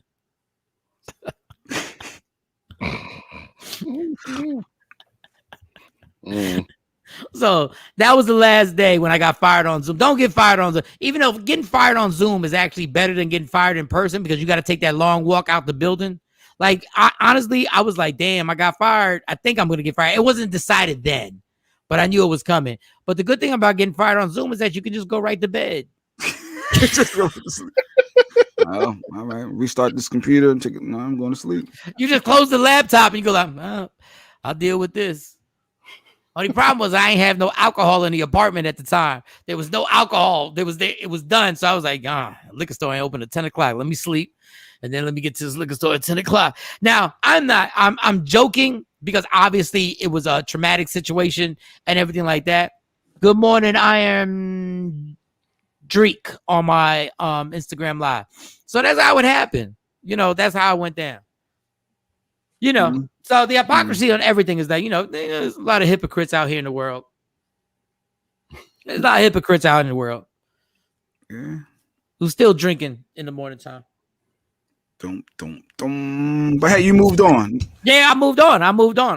But trust me, when I say the good thing is that when I say this on stage, I say obviously on stage when I'm doing comedy, obviously you know, there's a lot of jokes and there's a lot of words that I can't use right now because I only get to curse once every morning. Like I only get to curse once every morning. So obviously, and not saying you need curses to actually make something funny, but sometimes you need a nice, you know, descriptive adjective to get it, you know, to where it has to go. But that was basically what actually happened. Now Shorty said, wow. Our guest said she's grabbing some tea. What? Oh, she's on time. Okay, I was about to kill her because it was supposed to be at 7:30, 7:30 DFW time, 8:30 on the East Coast. Mm-hmm. It sounds like you're saying Didi was the snitch. Was no. Didi No, you ain't got to say it. Not. It was a male. It wasn't a female. No, it was not. That's from J Black. And I got super love for Didi. No, it wasn't. It wasn't. But the hypocrisy is the person that did snitch was getting drunk every morning. Name rhymes with Harry. We're not even. I'm just saying. Mary. And none of this stuff I'm saying. Like, okay, the exaggeration on the $1,000 minute, I have exaggerated that point. And I think I might have made it through the show. Sherry? No. Okay. But I promise you, there's still liquor in that person's desk every morning. Promise you that. Barry. No, not Barry. All right. But it's a blessing because I got to do what we want to do. Yep. I got to go back with my friends and do what we're supposed to be meant to do and walk and work with Media Room 360 and Shawn Scott and meet a bunch of people. So listen, I entertain. So if a story is entertaining, I'm going to say it. I've told rehab stories. I've told all types of stories. If the story is entertaining, I'm going to say it. Transparency. That's why I say just say the darn name. No, okay. No. Transparency. No. Because even on that microphone, when I was on K104, I was the most transparent person on there. But I will say this, I could not stand you on K104, actually the entire crew. I started listening to you guys to support my friend in Media Room 360, but this new platform is fire. I wake up and sharing and tuning in. I love it. Keep the sobriety up. Well, thank you. Thank you, Sheree. She basically said, Mike, I didn't like you before, but I like you now. No. Sometimes you get hit with the whack juice. It is what it is. No, but honestly, and Sheree, this is no diss. I don't care. No, I love that you're watching, and I love that you see the platform and you see what I do on the platform. But you can't care about the sidebar comments. Yeah, I had a lady. I was shopping. I had a lady come up to me while I was shopping, right? And the lady came up to me and said, "Are you Michael Shawn?" I said, "Yes." And I'm not exaggerating. She said, "I hate you." To your face. Yes. I hate you. She said, "But I love Jade and Didi." So I said right back at her.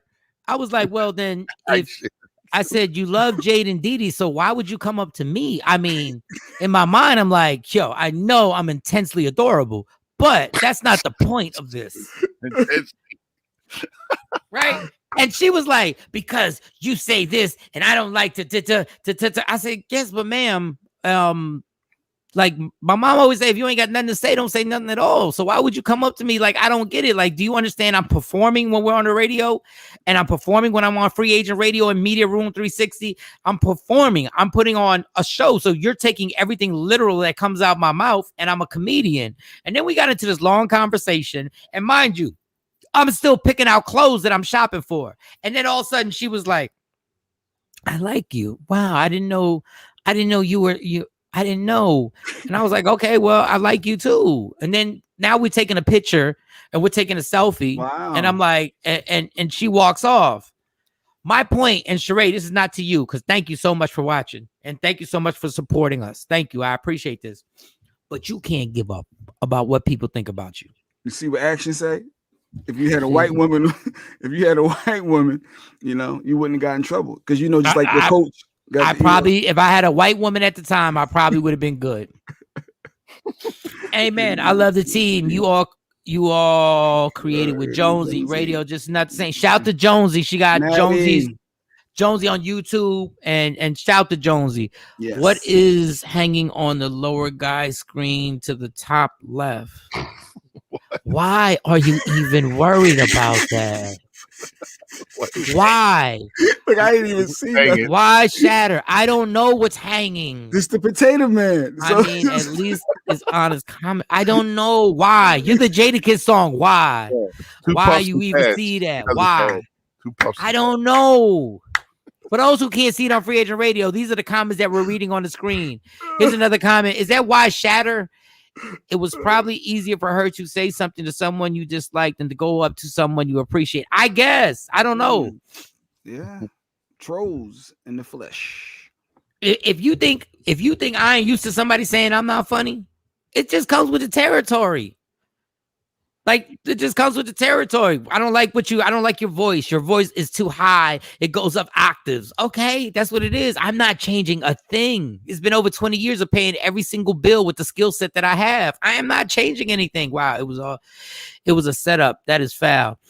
Well, I'm not gonna say it's a setup, because once again, anybody who hears this and spreads what I said about how I got fired at K104 will always forget the part where I said it was my fault.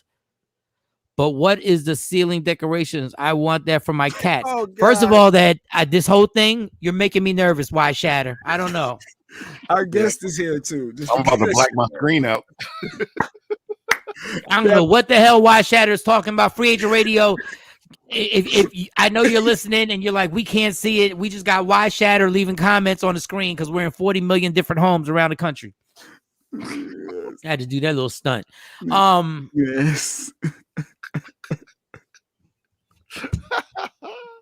But to my girl Sheree, thank you. Yes. I tell this to everybody, man. Boy, if you change every time a comment comes and somebody says, I don't like this about you, and you try and switch up and be like, well, I'm gonna try and change that. I'm gonna try and appease them.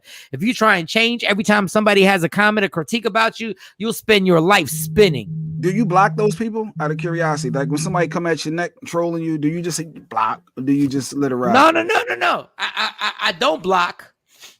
Even though blocking is the new snap in the face, blocking is like the 2021 smacking somebody or punching them in their mouth because people get offended with block. I don't block. I wanted to block last night and I did not block anybody. I didn't block anybody who was coming at my neck yesterday. Let it breathe. Let that breathe. Like just let them in. Let them in. Now, certain people, if they get racist, I'm gonna block. If they start saying crazy stuff, which is like, all right, you're nuts. And why Shatter? We heard why Shatter is sending us comments from Germany. He's in Germany. Yeah, we're all over. So yeah, he's in Germany. Yeah. Shout to Germany. Does Germany? I guess does Germany have a south side? I guess every place has a south side. Duh. Yeah, we know they got potatoes. We know they got potatoes out there. Oh, I guess that's why the potatoes were so big. Wow. What would be the worst joke you ever heard? Why Shatter? Shout out to Germany. We got to guess. I can't answer. The worst joke I ever heard is what is hanging in the left corner of that square. That was the worst joke I ever heard. What is on Cam's wall in that left corner? Do we have the guest? Yes, we have her. We have her in the waiting room. She's ready. Bring her up. I don't even because I don't have everything in front of me that she's promoting. I just bring her. So she's an entrepreneur, a four-time Emmy Award-winning choreographer. She's a model. She's an actress. Ladies and gentlemen, Zabretta, Miss Z Johnson. Yes.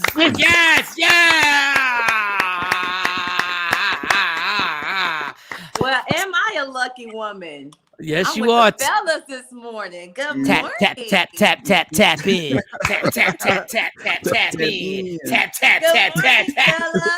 Damn, girl, you wake up like that? You wake up like that? I woke up like this. What? I do. I haven't even did my morning run yet, so you know. You do a morning run, but I'm up though. How long is your morning run? Like what type will you do? A mile, 2 miles? What's your morning run? I do 1.5 miles just to wake up before I lift, just to warm up. But wake up before you lift? Yeah. So then you lift after the run? Yeah, because running is just strengthening your heart.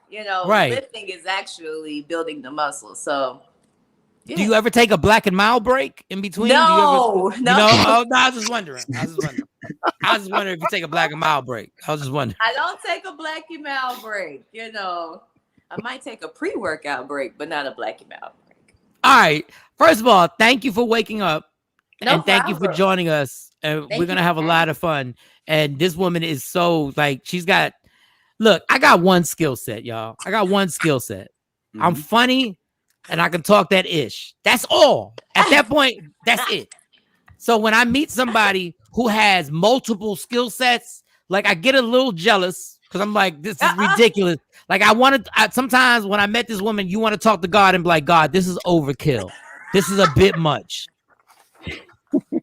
Like give her one thing. Like you gave me one thing. Why does she get multiple things that she can actually be good at? First of all, just break down for our listeners and our viewers all the things that you're involved in because they think I'm playing. Okay, sure, not a problem. Well, entrepreneur, I own School and Talent. Mm-hmm. It is a entertainers development company. So we train entertainers from the likes of, I work with Fred Hammond, Dorinda Clark, Don Richards, who I'm working with now. I am also an actor. I've done international commercials such as Zaxby's. I am a model. I modeled with JCPenney, Mary Kay, a lot of the department stores. I'll say that.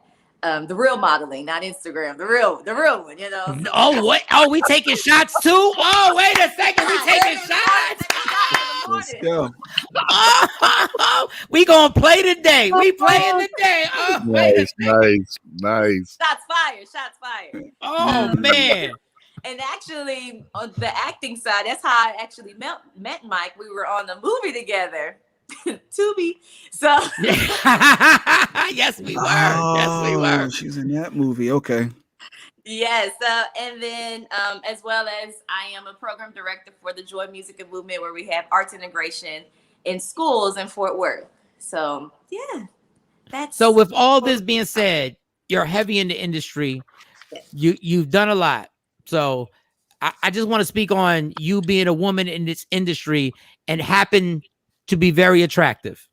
Oh, Now, how I just want to know what are the obstacles that you go through, because I'm proud of myself because I didn't try to holler when I saw in the movie thing. I was like, oh, God no, bless. we was chill. We was chill, but No, I'm just kidding. don't make that face, girl. Don't you make that face. I'm just kidding. But once I was telling the truth, don't make that face. I But gotta is it? play with you? It's early in the morning. It gotta happen. You know. No, I love it. I love it. But in all seriousness, and you can play too. You can be serious and play at the same time. But is it difficult when you're in certain situations? It's a professional atmosphere, but is it too much that there's always a time where some guys like, yo, I'm going to try and holler now, even though it's inappropriate? Yes, it happens a lot more than ever, I would say. But I'm just a person that plays it off, and I would tell somebody, hey, let me talk to you on the side real quick. I think what you're doing is a little professional.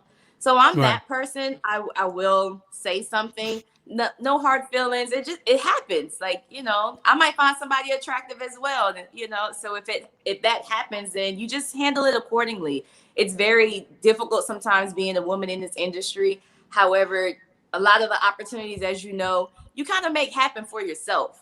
Because if you're not going to do anything, then nothing's going to happen. Nothing's going to be given to you. So I would say it's difficult, but at the same time, I make sure that I just handle myself accordingly and be professional about it. Nobody can never turn down a professional person, right? I mean, if you black, they can, but that's a whole nother thing in this country. That's a whole nother topic. And if you're a minority, they can. You can be qualified. You can be professional. You can do that accordingly too. Yeah, you got to handle that whole. So with the school that you have, and that's your company, can you explain what that whole thing brings upon? Like, what is that? I see you doing choreography all over the place. So explain. Yes. So with that being said, we train entertainers. So if I get an artist, for example, I develop them, get them ready for their shows, their performances. Because a lot of times you see performances, you're like, I like the song, but that show was horrible. So I'm that person that steps in and make sure that show isn't horrible. We book their dancers and so forth, help them with interviews, getting them ready for interviews, even host. We help host as well. So from artists, hosts, dancers, and vocalists, we are the people that train them to get them ready for their brand, as well as getting them ready for the performances. We're an entertainment development company. We're speaking with Miss Z. So I just say Miss Z? Yeah, you can say Miss Z. You call me Z, whatever you want. All right, Z. Yes, since you're here, and I know you're outspoken and you're not shy. No, you're far from shy. You like to play. I want to show you a clip of a college basketball head coach named Hubert Davis, right?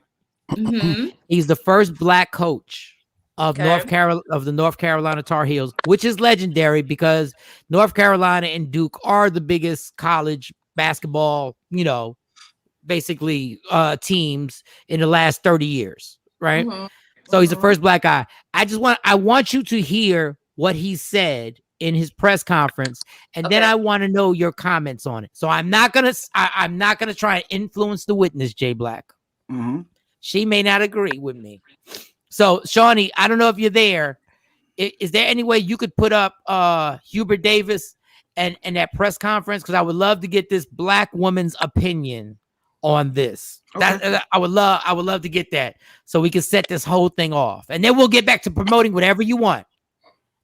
Whatever. I know that it is significant that I'm the fourth African-American head coach in any sport in the history of the University of North Carolina. I'm very proud to be African-American, but I'm also very proud that my wife is white. And I'm very proud that my 3 beautiful, unbelievable kids are a combination of both of us. Your thoughts? So I came in the middle because I tapped to hear Oh, sound. wait. Oh, wait, you came in the middle. No, we need to hear the whole thing. What did you tap? Because it said tap for sound. So I tapped for sound and I got on the part when he was saying, you tap in. Oh, you tap in. All right, get ready to tap. Get ready to tap again. Get ready. Okay, go ahead. Look. She only been on the show for 4 minutes. I'm already irritating her. Tap in. To know that it is significance that I'm the fourth African American head coach in any sport in the history of the University of North Carolina. I'm very proud to be African American, but I'm also very proud that my wife is white. And I'm very proud that my 3 beautiful, unbelievable kids are a combination of both of us. Ms. Z, your comments, please. So my first comment is, I understand that he is excited, zealous about being the first head Black coach. I get that. However, your personal life has nothing to do with your credentials and what you're doing. So I don't think that the second comment was needed, nor did it play a factor in who you are and what you're going to do for the future. If you felt like it was needed, then you're listening to outside forces who are saying stuff to you, saying you need to address it. And you might need to get another publicist. I just don't think that it was necessary to even comment on, because who you love and who you fall in love with has nothing to do with what other people are doing and how they're, treating the Black community. So I don't think it was necessary. It had nothing to do with what you're going to do for the future. There you go. Thank you. See, unlike Jay Black, I'm not gonna try and You're not gonna badger the witness. No, I don't agree. No. But I'm not gonna be a hypocrite. I don't agree. Okay. Because the fact of the matter, he's in a room full of people who are making a big deal out of his race. This is like Obama. They're making the whole story is based on him being the first Black head coach. Mm-hmm. So it's something that he has to address before they address it. And if he doesn't address it, then they'll say, well, why didn't he bring up the fact that he has a white wife, especially Black people? That would have been the first thing on Instagram, would have been like, yeah, but why didn't he bring up the fact that he got a white wife? Because that's what that was all on Instagram. That's how I look at Ms. Z face. That's exactly how I feel. Oh, Ms. Z can have that face all she wants. It don't make sense. It has nothing to do. If they want him to address it, who said you had to? Don't. Well, but he had to, because he knows that this is going to be an issue. You're not going to be the first Black head coach ever and have a white wife and it not come up. Mm-hmm. But your personal life has nothing to do with you being a coach. Your wife ain't out there saying, dribble, baby. Pass so-and-so the ball. Pass Tyrone the ball. Actually, in 2021, your personal life is the biggest story. And you know that as a publicist. Your personal life, when you're in a high-profile situation, your personal life damn near is more important. In this society, your personal life is more important damn near than your skill set. And that's why Tina left USA, because y'all wouldn't leave her personal life alone. Yup. Because the reality is that your personal life is going to be up front and center. No, Tina Turner. Right. Who said? I didn't say. What did you say? No, she said that's why Tina left. You're talking about Tina Turner, right? She left the state. That's what her Tina documentary Turner was about. Basically saying, I'm tired of y'all talking about me. Mm-hmm. Yeah. About and she exited, but we can't deny the fact that if you don't address it, it will be addressed.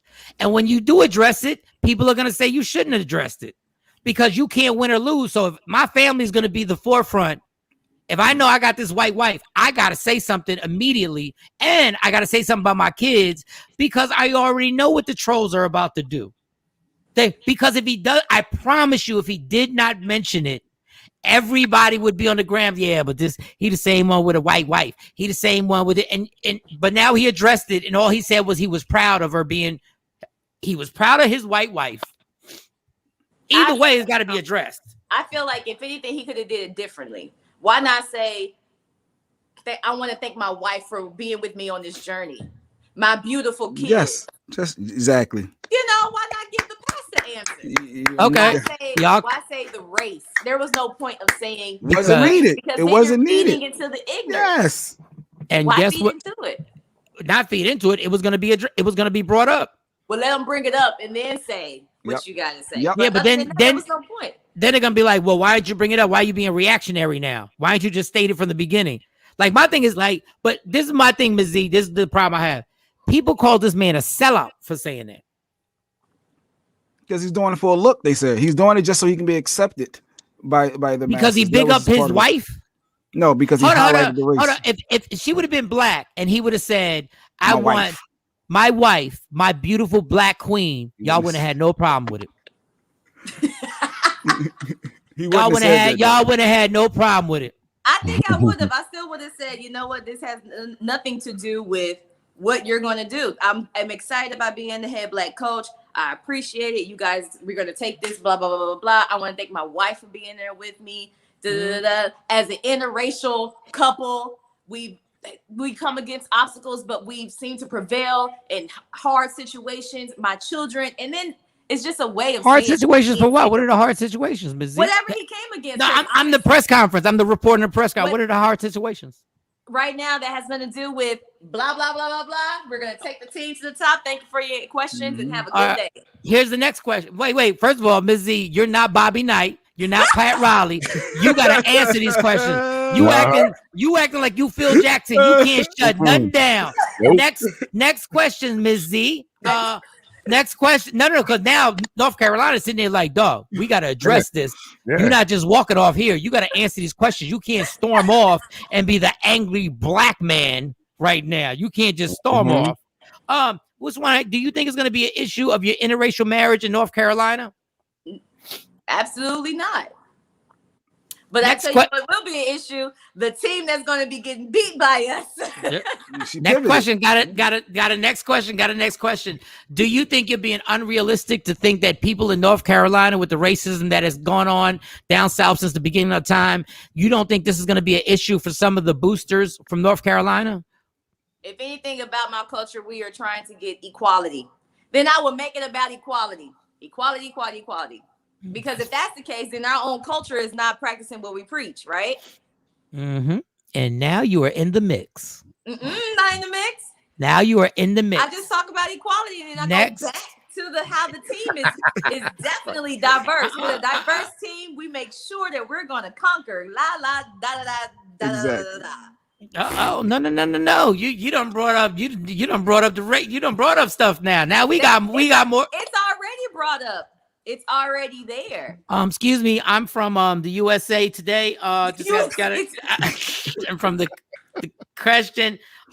Ms. Z, I would like to know: do you ever think there's a conflict in your household? How do you explain to your kids who are a combination half white and black about the George Floyd situation right now? When it comes to that situation, what happens in my house stays in my house. My children are very aware of what's going on in the world today, and I make sure that they blah blah blah blah blah. And yada yada yada yada. CNN. I'm here from CNN. She pivoted. Ms. Z, just want to know why, if you want to keep so private your life, but we're just asking you simple questions. Why did you take such a public job? My job has nothing to do with my personal life. Oh, my credentials and how I coach have nothing to do with my home life. I am grateful for my family and I'm grateful for my job. They don't intertwine, they stay separate. Now, unfortunately, this is not a question. Unfortunately, that would be ideal and that would be right in an ideal world. Unfortunately, if we find out something in your personal life ain't right, you could lose your job. So your personal life ain't just your personal life anymore when you take a high profile job like that. And everybody knows it. Let me just ask you something. Just look at the Shawn Watson and the rest of them. What happens in your personal life ain't your personal life anymore when you take the most high profile job in college basketball. That is true. That's with anything though. Any status that you have that is considered to be high, you're gonna be put out personally.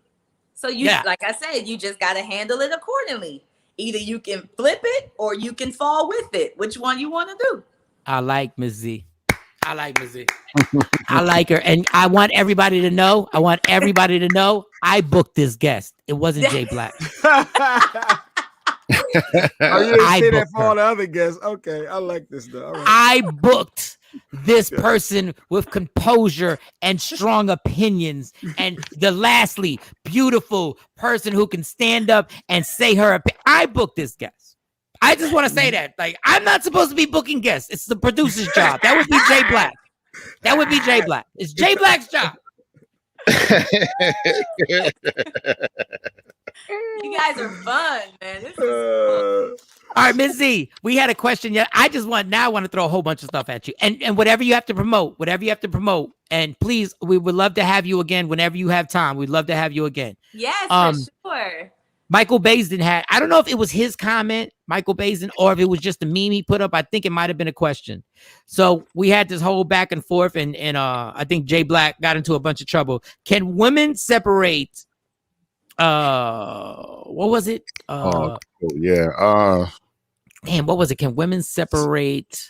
Was it emotions or can women separate emotions from sex? Can they have sex and separate their emotions from it? It depends on the guy. If the guy is not a person who's in her mind, yes. If the guy is in her mind and she's trying to fool herself, no. Because we are ultimately, I feel like, since we are the receivers, there's going to be some type of emotion tied. I don't care if you are the hardest woman on the block. You're going to have some type of friendship, some type of longing, or some type of pull or connection to that guy. But she is able to completely block off those emotions if that guy is not in her mind, if that guy is not a person of priority to her. Okay, so can women just have a Thursday where I meet you on Thursdays and that's it? And this is it? Yes. Separate your emotions. Off Wednesday. You said what? Yes, if I'm trying to block out Wednesday, I can have a Thursday. Oh, so you can have a Wednesday and a Thursday, but I'm saying you won't catch not you, but women won't, because I think it was Jay Black that said women are incapable of separating their emotions from sex. Like they can separate it. It depends on the woman. If she's trying to, there's two types of women. If she's trying to get rid of Wednesday, Mr. Saturday, Friday through Wednesday, try to get him off the mind.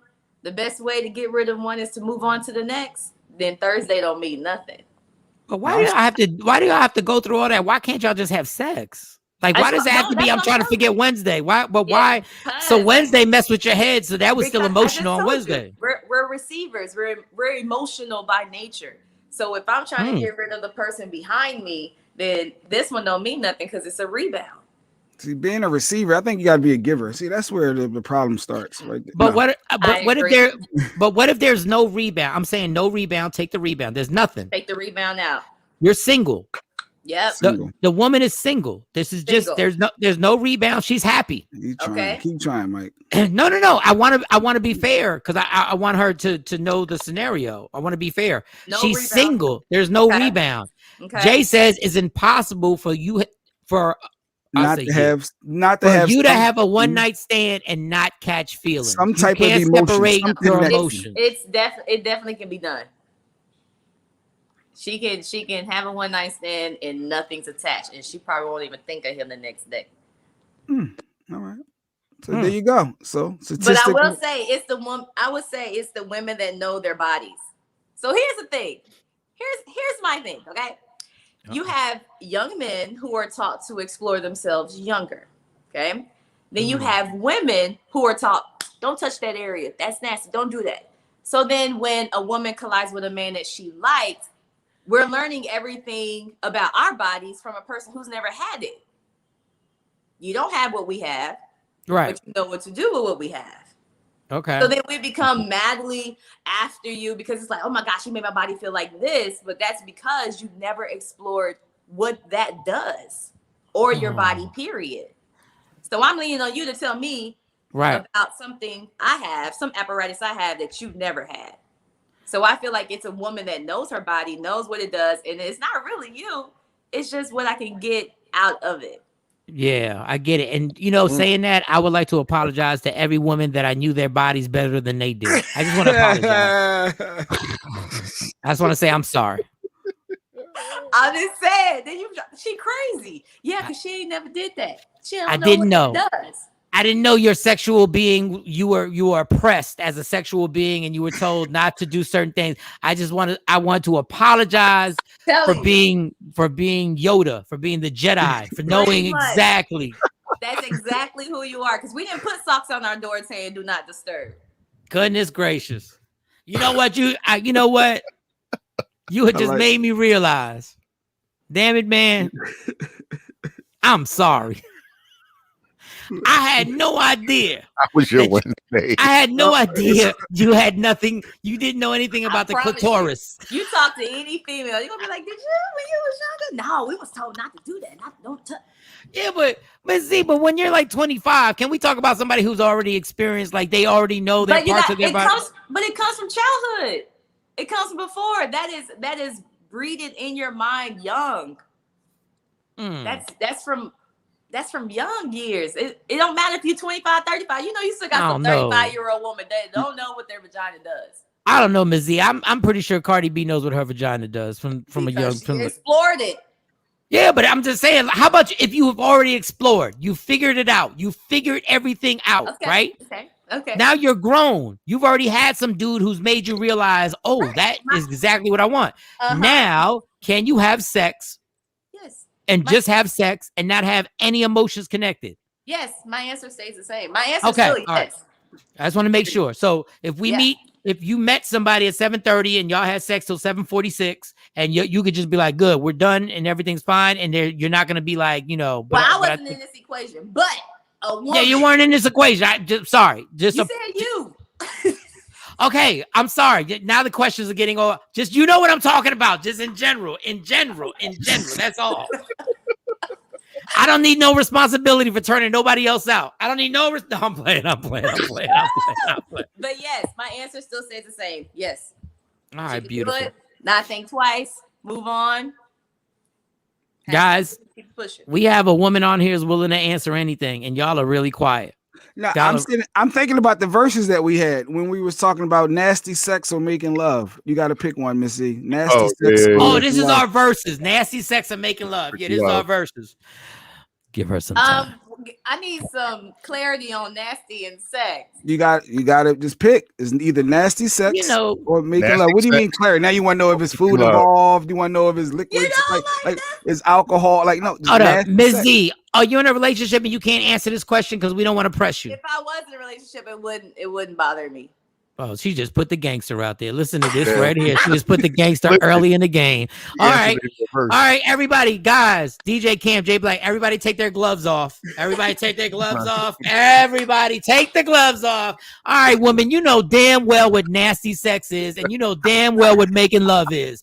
So you need to pick. Do you want that dirty, sweaty, it's going down, a weave might come out, a track might pop out, and there's going to be some talking nasty to each other? Or do you want to make love and just, you don't want to be called the B word, and you want to hold each other afterwards? Which one do you want, Ms. Z?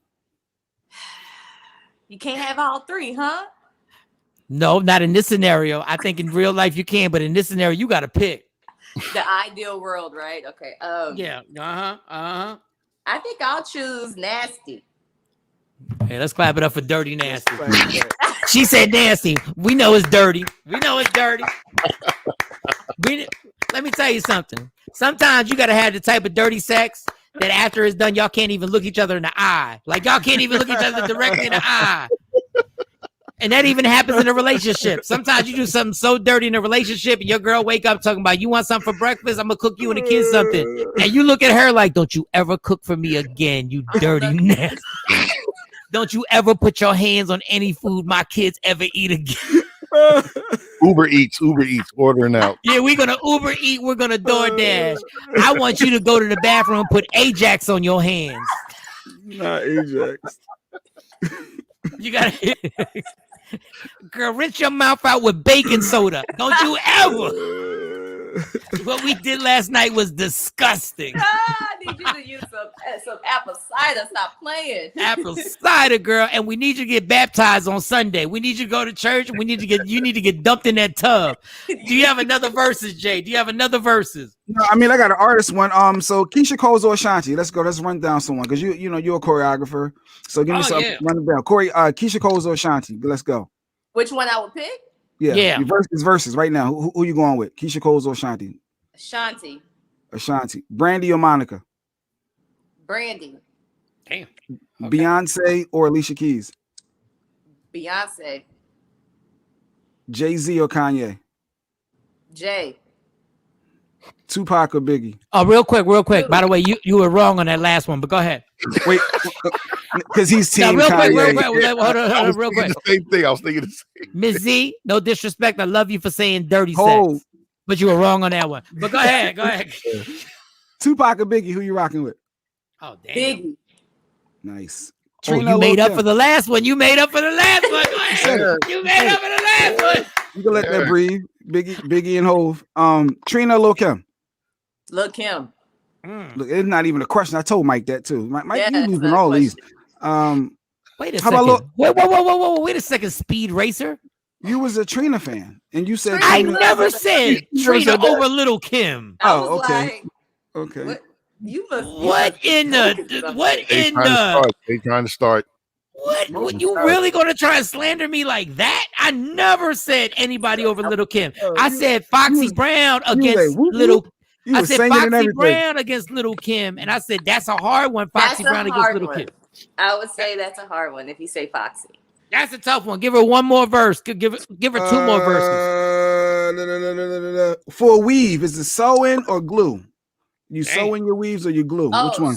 Sewing, never glue. I got a question, and this is gonna be the last question because we still got we got Sydney Castillo coming up, comedian who's gonna be at my Laugh Out Loud comedy show, April 15th. Cool, by the way. I have fun. Oh, she did. You came. Thank you so much. You need to come. You need to bring April 15th. Make sure you're there. Arlington Improv. We got him coming up. I saw this question on Instagram, right? And I saw this question. I thought it was interesting because I don't know if I know what the answer is. So here it is. I'm going to say it as slow as possible so everybody can hear it. Fellas, everybody. A man cheated on his wife and the wife cheated back for revenge. Unfortunately, she got pregnant from another man. Wait, listen. Who broke the family? They were married. They had a family. I'm going to say it again. They're married. They had a family. A man cheated on his wife. The wife cheated back for revenge. Unfortunately, she got pregnant from another man. Who broke the family? Ladies first. We'll go with Ms. Z. They both did. Nah. Well, you got to pick one, girl. Let me tell you what the both. Dancing. We don't dance. And she dances a lot. Little Miss Choreographer. She dances. She's like, and a 1, and a 2, and a 3, 4, 5, 6, 7, 8. Both. I would say he broke the family first. We didn't say who did it first. We said who broke the family. He broke the family. Okay, so you say he broke the family. He broke the family because initially that's the main thing. What she should never wanted revenge. Like, I mean, it could have been mended, but she went and did her thing, which is why everything fell apart completely. But he started it. He broke it. Before we go to Jay Black, DJ Cam, go, please. Just go. Wait. I'm gonna say she did because what she created was permanent. Bam! Whoa, wait a second. Cam. Let me tell you something today. On this show, Cam. Let me tell you, you've been on fire for real today. I don't know. Short and sweet, baby. Even though I'm 6'1", short and sweet. I don't know what was in your hot chocolate. I don't know what you mixed with the hot chocolate. I don't know if there was little brown liquor up in there. But let me tell you something. You've been smooth as Cam today. You really been on some. I got 7 words. Yep. And after these 7 words, I'm dropping mics. Like, bam. I gotta give credit. Cam said that black women make the bad choices. So that sparked something. Oh, yeah. God.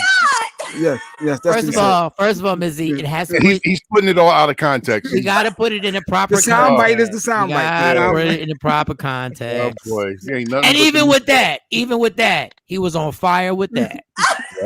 Cam had a good day. That sparked a whole conversation that jumped off. All right, let's go to our last contestant, ignorant ass Jay Black. I'm going to read the question one more time to you.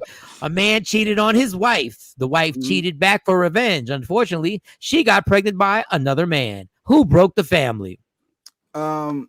Absolutely. I don't believe in violence. Let's get that out the way. But who the hell brought violence up? How do you? Nobody brought violence up, my dude. Like, what? It was just some weird stuff that I can envision. What is in your poor man? That poor guy. So it's levels to this. So it's obvious. It's levels, and with it being levels, she clearly violated. And a man's ego is way more fragile than a woman's. No, say what you really want to say. A man's ego is way more important. Go ahead. That's what you really want to say. I can read between them damn lines. So the fact that a seed was created, that means there was no condom involved. You didn't use you could have brought a disease. It's so many levels. Oh, you gonna judge on not using a condom? That's what we're gonna do. Go ahead, continue. Go ahead. I'm just saying, it's a lot, and now that thought is there, so she's dead wrong.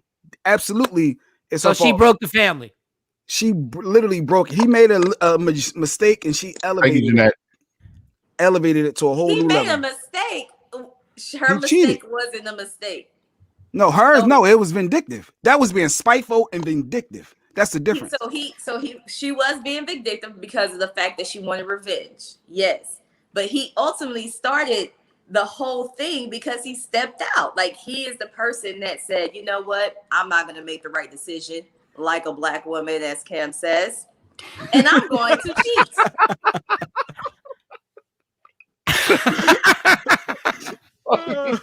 Doing that, yo. Oh my God! Thanks, Jay.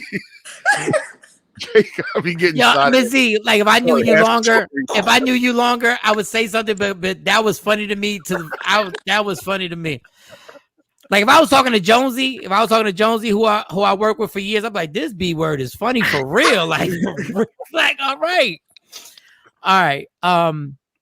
All right, twofold, Mike. Twofold on this. Number one, I'm going to take this statement as if this woman had been loyal the entire time until he cheated. Okay, I'm going to take it as that the entire time. I've never understood about women in this revenge sex. I've never understood it because if you cheat on me and I find out, I'm just a wrap. Like, I'm done. Like, I'm gone. But I'm not a woman. I don't have ovaries, so I can't relate to what the thought process goes with that.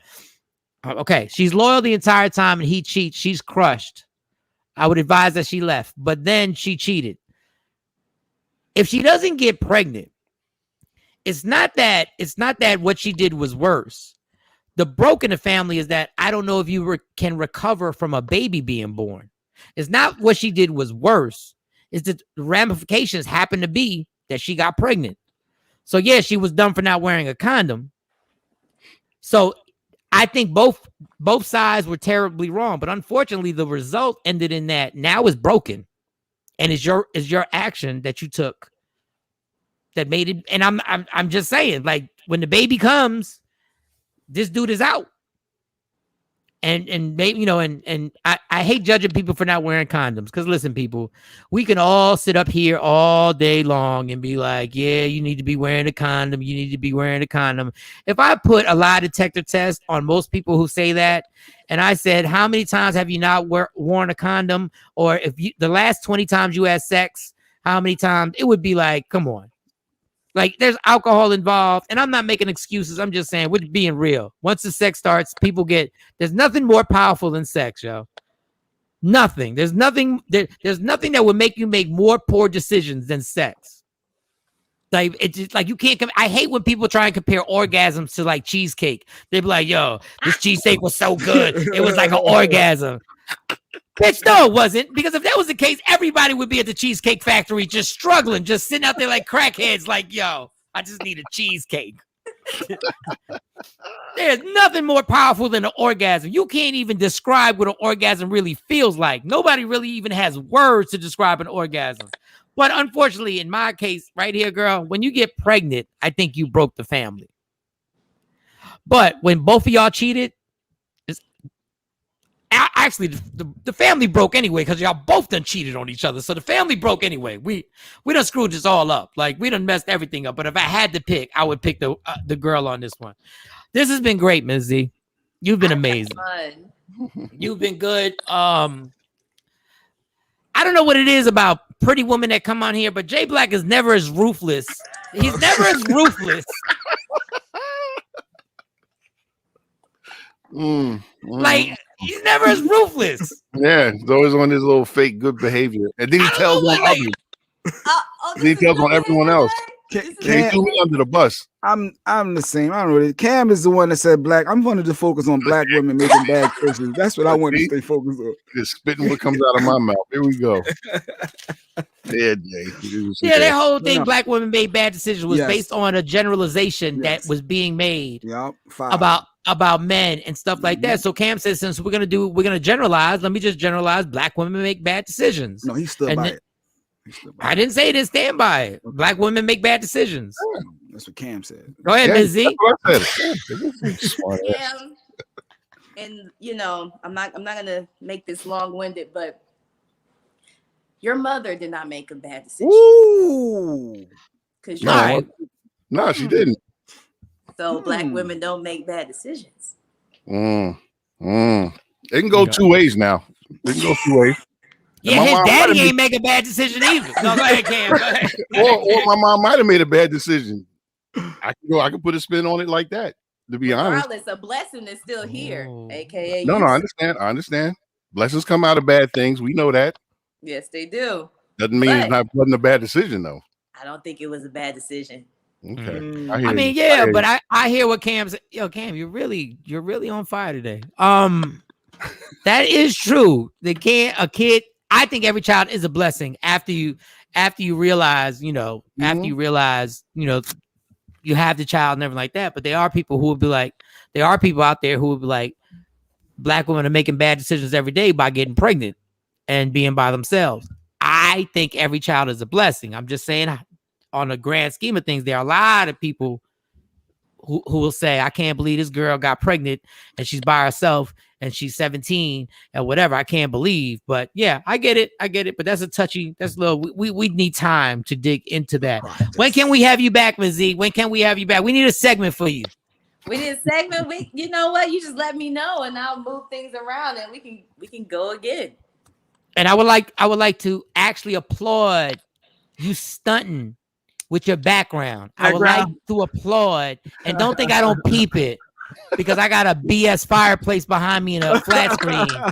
And then you got that furry, I don't know if it's a mink around your leg. I don't know what kind of my cover.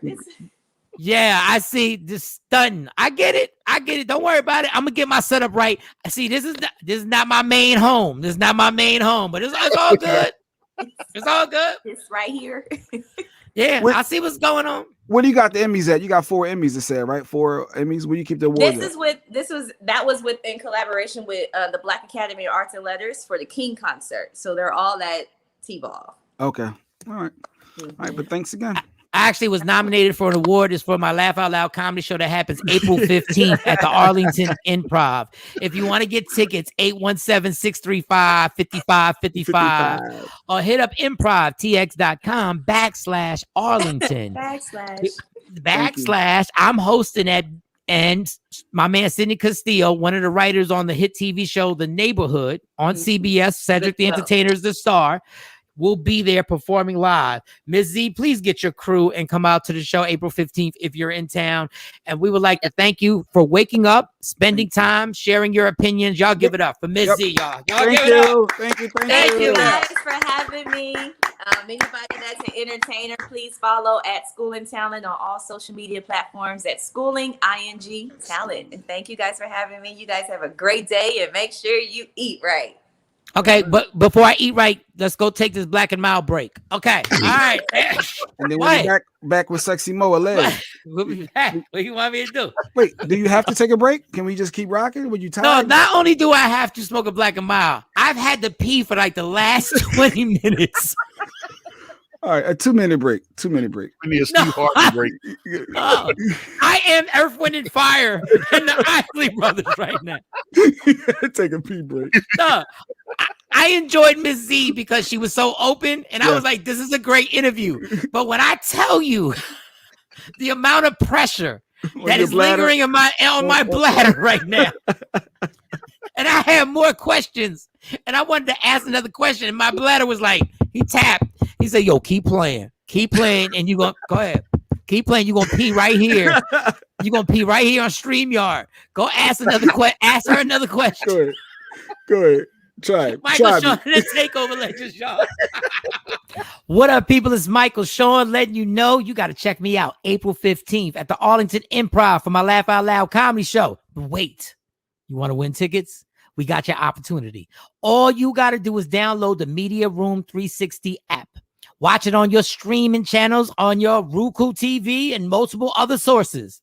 When you see the code phrase, you know that code phrase? You'll get your chance to win tickets to my Laugh Out Loud comedy show, April 15th. That's all you got to do. That's easy. That's simple. You don't need to do no more. We don't make it complicated here. Download Media Room 360 on your phone. Watch it on your screen, on your flat screen, and win tickets to my comedy show, April 15th. That's how it goes down. Michael Shawn and the TakeOver Legends. Yeah. What up, y'all? It's Michael Shawn from Michael Shawn and the TakeOver Legends. And just in case you missed the show, check this out. Dog, Straight Outta Rehab was a song that I made when I came straight out of rehab. Straight out of rehab. Straight out of rehab, a crazy alcoholic named Michael. Michael Shawn and the TakeOver Legends, where the truth hurts, but also makes you laugh. And I remember the producer didn't know if he wanted to play it because I guess it was too transparent. But my thing was I was gone for like 2 months. And they kept saying I was on vacation. I was like, damn, Howard Stern don't go on a 2-month vacation. So you was 2 months off of the radio, you were gone, and then you popped back up. Yeah, and Dee, the host of the show, was like, Michael Shawn's on vacation. And I was like, I had to giggle at that. There was some type of law they couldn't say I was in it was some ridiculous human resource was saying something they couldn't say I was in rehab. And I was like, but I'm saying I'm telling you, you can say it. Like, you can say I'm in rehab. So that was the basis. Like when I was in rehab, I was writing that after I got over, being in rehab. Like when I got comfortable. Michael Shawn and the TakeOver Legends, your escape from reality, right here on Free Agent Radio. We the worst records, baby. We about to ruin another instant classic. People were like, Mike Shawn, where you been for 60 days? Yo, Aristotle, let's tell her. Straight out of rehab, a crazy alcoholic named Michael. Trying to break this alcoholic cycle. 2 shots, 3 shots, just to start the day. My girl mad, cause I'm even drunk on Sundays. Every day, I'm headed to the liquor store. Take a shower, liquor coming out my pores. People saying, Mike Shawn, you better try and chill. Mind your business, and hand me some Advil. Got a headache, I'm so hungover. Gotta work in the morning, hope I'm sober. DUI, now I'm getting pulled over. Oh Lord, now I'm getting pulled over. Please, sir, step out the car. Hand me your license and recite the alphabet backwards. Backwards? Oh! Straight out of rehab, crazy alcoholic up in AA. Say my name out loud, they reply, hey. 60 days in a drug-free clean state. Cold word, I was on a little vacay. Sharing feelings that I never thought I'd ever say. Grabbing tissue, eyes sweaty, I don't wanna stay. Calling home, yo, let me talk to my maid. No, for real, let me talk to my maid. Man up, 12 steps is the game plan. Tell the truth if you really wanna beat it, man. No chicks, no drink, pass on the tab. Michael Shawn, and I'm straight out of rehab. We the worst records, baby. We have just ruined another classic song. Michael Shawn, Aristotle, Pluto, Rest Up, Pills, Cosby, my man Flip, make a badass. Yeah, Michael Shawn, we the worst records. You know what I say? Yeah.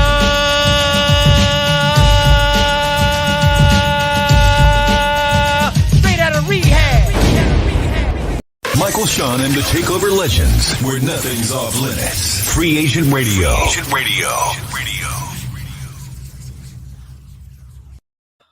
Feels so much better. Michael Shawn and TakeOver Legends. Yo. Man, between the water and the coffee, man, goodness God. All right, y'all. Shout out to our girl, Ms. Z. We got Sydney Castile coming up on the show. Comedian is going to be at my Laugh Out Loud comedy show. But right now, we'll go straight. And also, shout out to Jazzy Boutiques. Shout out to Truly Jazzy Boutiques. Is that somewhere you're going to be soon coming up? Oh, tomorrow. Oh, we should have done this earlier. Okay, tomorrow. But this is good. Cindy, what's it called again? Truly Jazzy Boutiques. We're going to be there. Truly Jazzy Boutiques. How was the show? And we're gonna broadcast there. I got to get the details from Shawn. We're gonna broadcast there, and you'll be able to get your tickets at that location for my comedy show April 15th. You'll be able to get tickets, purchase tickets, and I might give out some tickets. I might give out tickets. I think you should. You know what? I am going to give out tickets. Yeah, let me get the address real quick. So for those who are out in the Fort Worth, I believe, Duncanville, actually Duncanville. Duncanville. 315 South Cedar Ridge Drive. 315 South Cedar Ridge Drive. You're going to be there from 2 to 4. 2 to 4. Oh, we're gonna be there 2 hours. Okay, 2 hours. All right. Yeah, we going. Yes. I wonder if I'll be able to get y'all to broadcast with me. If y'all can get on the StreamYard and we can all do a little Saturday show or whatever. Okay. But yeah, we're gonna be there. We're gonna make that happen. It's gonna pop off something lovely. We're gonna sell out this show. Mike gonna be taking pictures with everybody, meeting everybody. It's gonna be fun for you. I like it. I'm gonna do like 7 push-ups. I'm telling you, I'm gonna be husky. I'm gonna wear a tight t-shirt. Tight t-shirt. I'm not even built to wear a tight shirt. During the video, I was good right there. Anyway, our segment allegedly, ladies and gentlemen, the woman with 7.5 college degrees. Y'all put it together for Sexy Mo. Michael Shawn, I just paid Sally Mae. Oh, you just paid Sally Mae? I just swiped my card today. Yes. For your student loans? Student loans. That Joe Biden thing ain't kicking? That Joe Biden thing ain't kicking? I'm waiting. I'm about to go into deferment as long as I can. Hold on to my money until Joe wipe out the student loans. Do you owe more than $50,000? I sure do. Oh man. Jesus. The American dream, the American scam. Damn. Go to school, they say. So what you owe like? About getting in debt. You owe like $80,000? I owe more than $80,000 in student loans. Well, that's what happens when you get 7.5 college degrees. Like, girl, didn't you Most of them I pay for myself. Jeez, you pay for them yourself? Most of them I did, yeah. Oh my God, clap it up for that. God, this hard. Oh, man, I gotta stop underestimating Sexy Mo. Damn, I just borrowed money. Okay, what's your first story, girl? So, this has been the week of settlements, abuses, all kinds of charges being filed. Well, one person gets a reprieve. I don't know if you can consider it a reprieve because Trey Songz has finally settled with the accuser in his sexual assault case. They reached a monetary settlement. And so now they are asking the judge in the courts to close the case because they've settled in this matter. Now, I'm not sure if y'all remember, this young lady says that she met him at Diddy's home on New Year's Eve. She said that he invited her to a nightclub before taking her to the VIP table, where she claims that he sexually assaulted and battered her, proceeding to force his hands up under her dress without her consent, and that he attempted to insert his fingers. So they settled. So after all of this, they have reached a monetary settlement. She was asking for 10 million. I don't know if she got 10 million yet because that is information that has not been released yet, but I'm waiting to see how much she actually really got. Or is it something that they can't talk about? Like, did she sign a clause that she cannot? Yes. A non-disclosure. I hate the fact that in 2021 I can't say the joke that I wanted to say. I hate because I don't even want to get. We just started, so I don't even want. But God, man, Like if it was just the guys, I was all right. So 10 million for assault, battery, and intentional infliction of emotional distress. That's what she was seeking the $10 million for. Yeah, they generally go up higher because they know they're going to Yes. settle with a lot less. So you go out through the roof with the first amount that you're requesting. So. But she got 5. And the lawyer get his 35%. But she's still coming out. Is that admitting guilt when you pay somebody off? So here's the thing about that, Jay Black. That's a good question. In my personal opinion, I think that sometimes it does lead towards that something inappropriate did happen. It may not be what you took the person or alleged in court, but something probably did happen that was inappropriate that would have jammed him up legally in another direction, like a criminal offense. So this is no longer a criminal case. It's more so a matter of a civil suit. Man. When there's monetary compensation and not a criminal. Mike's burning up. We gotta move on. I can see. Mike want to say something. Say what you mean what you say. No. Go on to the next one because this joke is boiling up in me right now. Man, listen, my heart. Oh my God! I mean, there's, when you're an entertainer, there are, you have to really watch what you say and what you do, because there is always going to be somebody out there who, regardless of what it was, they're going to come after you financially. How did they calculate that? How did they calculate like the 10 million? Like, how did the lawyer just be like 10 million?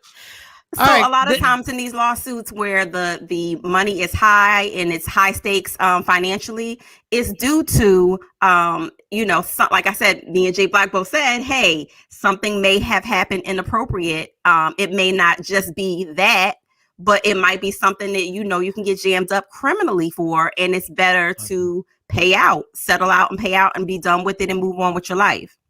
Like, did they decide like it was per? Go ahead, next story. Let's talk. Well, with assault, they say that's something. Okay, Mo, get the hint. Go to the next story before you get us in trouble. Don't shoot the messenger. Like, you just want this joke to happen, and then everybody can be like, well, look, they're like, I can't believe he made that type of inappropriate joke, and they should shut down Media Room 360 and Free Agent Radio. I'm sorry. Let me not stop. She's being Jay Black right now. I'm poking the dog. Ain't no telling what he's texting her. It's like this right now. Just put the double shot of Absolute in front of him. Go ahead. Do you want it? Do you want it? Do you want the double shot? Do you want it? Do you want it? Do you want it? Do you want it? No. Just next story. Next story. Please stop poking the dog. Okay. So let's. I did tell you guys this week about Kodak Black. Him saying that he was not set up for a hit due to what 808 Southside said. Well, Trick Daddy finally commented. Everybody was on the edge of their seats because 808 Southside said, hey, I run Miami. So, everybody know that, Trick Daddy always says that he is the king of Miami. He runs Miami. Well, you'd be surprised at what he's actually commented on. He went to his Instagram Live and actually commented and said, look, I'm a real ninja. I don't pick sides. I stand for my ninjas. What's real, what's fake, F it. I know y'all been waiting for me to comment. And what he did say to go out towards Southside was, I told 808, you a very, very, very intelligent, smart producer, my ninja. Go get your money, my ninja. And he went on to say that, right now, I don't want to address what everybody's saying. But when he said he run Miami, he gave a certain look to the video to allude to some things. So I am very happy that, I'm a Trick Daddy fan. I'm happy that he spoke out, but he didn't come from the left and try to down his brother. I don't talk street talk. That was definitely street talk. I don't talk the street talk about who runs. I just know, Florida has a governor, Miami has a mayor. I don't know who runs. I don't know whose city it is. I don't know who owns all the real estate. I don't know who I don't know who actually makes the laws and who makes, like you can only park on this side of the street a certain time. I don't know. I don't know. All right. All right. Agreed. I'm not even gonna. Okay. whoever runs Miami. I don't know if it's. I don't know. I don't know who runs Florida. I thought Disney World. It's territorial. I in the rap game, it's like that in New York. It's like that. It's like that a lot of places, major cities. All right. Well, yeah, go ahead with the street talk, y'all. Go ahead. I'm out of it. I'm not built. I don't get a part of that. I'm not a part of that. I pay my taxes and I just I pay my taxes. Like when I go to Florida, last time I went to Florida, I went to Disney World with the kids and we, like at that point I was in Disney World. I swore Mickey Mouse ran it. Like Mickey Mouse was like, anybody who comes in here, like I run this. Not Donald. Donald had a problem with it and he got not snuffed. Goofy.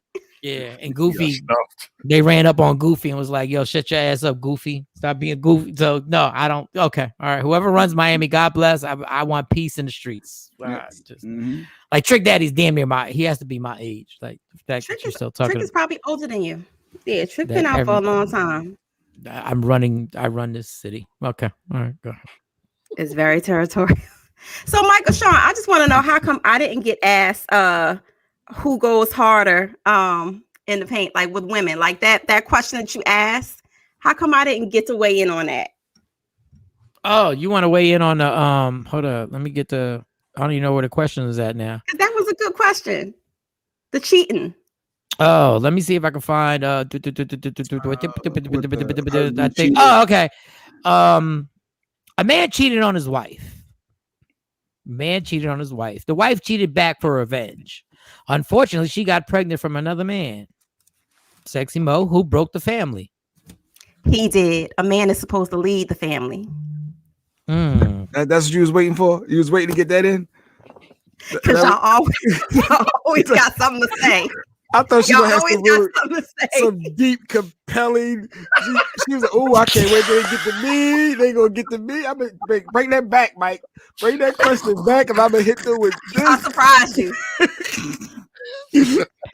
Oh, there was another one. I had. Oh, my God. Always want to blame the man. And she went right with it. We all knew what her answer was. Yeah. She started reading it. Listen, we all know. We all know that women know how to get men back a lot harder than men get women. So yeah, it's like you pull my hair, I'm gonna cut your hand off. Yeah, and I'll see. So why y'all? So if women get men back so bad, why y'all always playing a victim? Yeah, Mo. Because y'all started it. Oh, he started it by dipping out. Yeah, but she got pregnant. She was irresponsible. She got pregnant. So what she, like Cam said, is what she did was permanent. What he did was just a hurt heart is permanent. That pregnancy is just a physical, because men are visual creatures. It's just a physical hurt that y'all get to see every day in and out. That's what that is. And that irresponsible act you did is now permanent. So now you created a life. You created a life. You're funny. She was steaming. Yo, if we didn't answer that question, she was steaming. Because these vaginas be getting jealous for real. Yo, these ovaries be getting jealous. Like, oh, why they asked Miss her? And I don't know. Mike Shawn for 15 years. I enjoyed her. I'm glad. I love when women come on the show. They better ask me that question, damn it. I'm paying over $150 trillion in college loans, and y'all was trying to go against the women with the whole. It's not, it's the woman's fault because she went harder. She had the baby. Nah, it's the man's fault. Wait. The man probably convinced the side piece to abort his irresponsibility. Ain't it a joint irresponsibility? Why is she saying his comments go hard in the paint today, boy? It's Friday. I need a break. I need this weekend break, boy. Like she didn't allow him to have sex with her unprotectedly for her to get pregnant, and knowing that she probably wasn't on the pill or IUD. How do we assume that he convinced the side piece? I mean, there you go. He slipped up. Maybe she thought that he was using the pull-out method. Hold on, y'all women be killing me. The story was that she got pregnant and he didn't get nobody pregnant. He cheated. Now it's like Janet says, how do you know the man didn't get nobody pregnant? Because that's the story. That's how we know. Because the story was he cheated and she cheated back and she got pregnant. And she And every child is a blessing. Every child is a blessing. But the fact that you had sex, and I know a lot of people have messed up and had sex without a condom, but you had sex without the condom, and that action, you're not getting pregnant, but that action is a stupid dummy action. You were a stupid dummy for not using a condom, not for getting pregnant.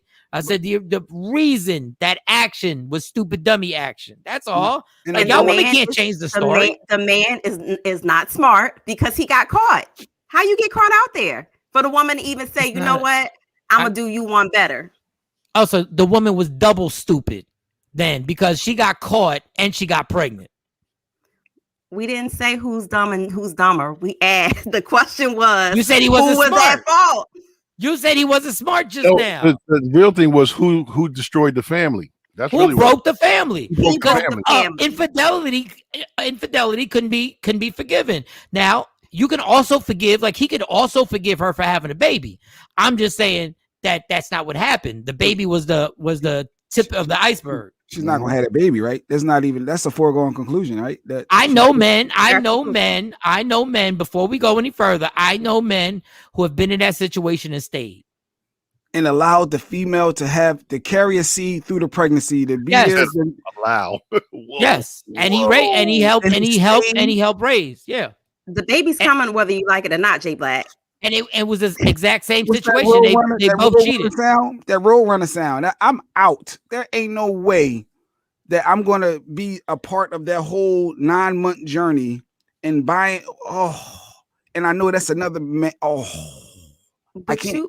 But you started it. You cheated first. Yeah, let's have this abortion. Then maybe we can move past it. I probably still won't get by it. I'm still not gonna get over it. If I know Jay was gonna say that, I would have cracked my joke earlier. Jesus. No, that's like a real thought, right? Is it a real thought?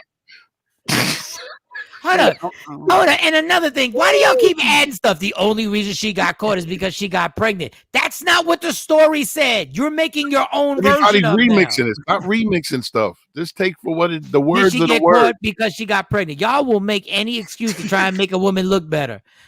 The vagina monologues are in effect right now. The story was he cheated. She found out. She cheated back and she got pregnant. Revenge and got pregnant. I'm remixing everything like, well, she only got caught because she got pregnant. So who cares? He probably only got caught because she was too nosy and ran up in his cell phone. Who wants to remix this? Let's stay what Don't it bring was. Up cell phones. Don't bring up going through cell phones. She could have got an abortion and he never knew. Like she could have just been out of commission for a couple days. God, what is this? What is your obsession with abortions right now? That's like the 6th abortion comment. I'm pro-choice. God. Oh, do you have another story, Mo? On that note, I'm going to close out on that one. I'm going to close out on that one. Obsessed with. Out of my 400 strong followers, I lost some of them with that one. Actually, you lost some of those 400 followers. Don't worry, he's gonna get down to 200. Jay's just begun. There's no way, y'all. Your wife, it can have a. There's no way. There is a way. I just told you. Yes, there is a way. There is a way. There is a way. There are. Yes. Wouldn't do it. Say it again, Michael Shawn. You wouldn't do it, Jay Black. I couldn't get over that. I couldn't mentally get over that vision of your wife being with somebody else raw or without a condom, and now I have a. I couldn't. Jay, you couldn't get over if somebody sent a text message and it happened to say "babe" in it. Like, stop. Like, stop. Like, come on, man. You are the exception. Hey, man. So imagine having a baby and now I'm pregnant. I'm watching you. I'm watching you. Your morning sickness every time you vomit because I can't. So the physical reminder. So the physical reminder trumps the fact that it just happened in the first place. Yeah, the thought of your wife being with somebody else is like beyond over the top, and then it's the fact of knowing that you allowed yourself to be impregnated in that scenario. It's just too many. Just don't say abortion again. Don't say abortion again. No, I'm not going to. I mean, it's pro-choice and it's pro-life. It's two different ones, but that's just say you're gonna walk out. Just say you're gonna leave. Oh, I'm out. I'm out. I'm gone. Like there's. But what if that was reversed? What if you stepped out your girl stepped out, and then you decided to step out to get back at her, and you got somebody pregnant. Would you want her to leave you, or would you want her to stay? Is abortion still 250 or are they 300 now? What? God, this is so. So how? I'm not even gonna touch that. I'm not even gonna ask why you know that abortions are 250. What? Dog, I don't know if they might have. It's 8 abortion. Nobody brings up abortion 8 times. Who brings up abortion? You gotta explore all options.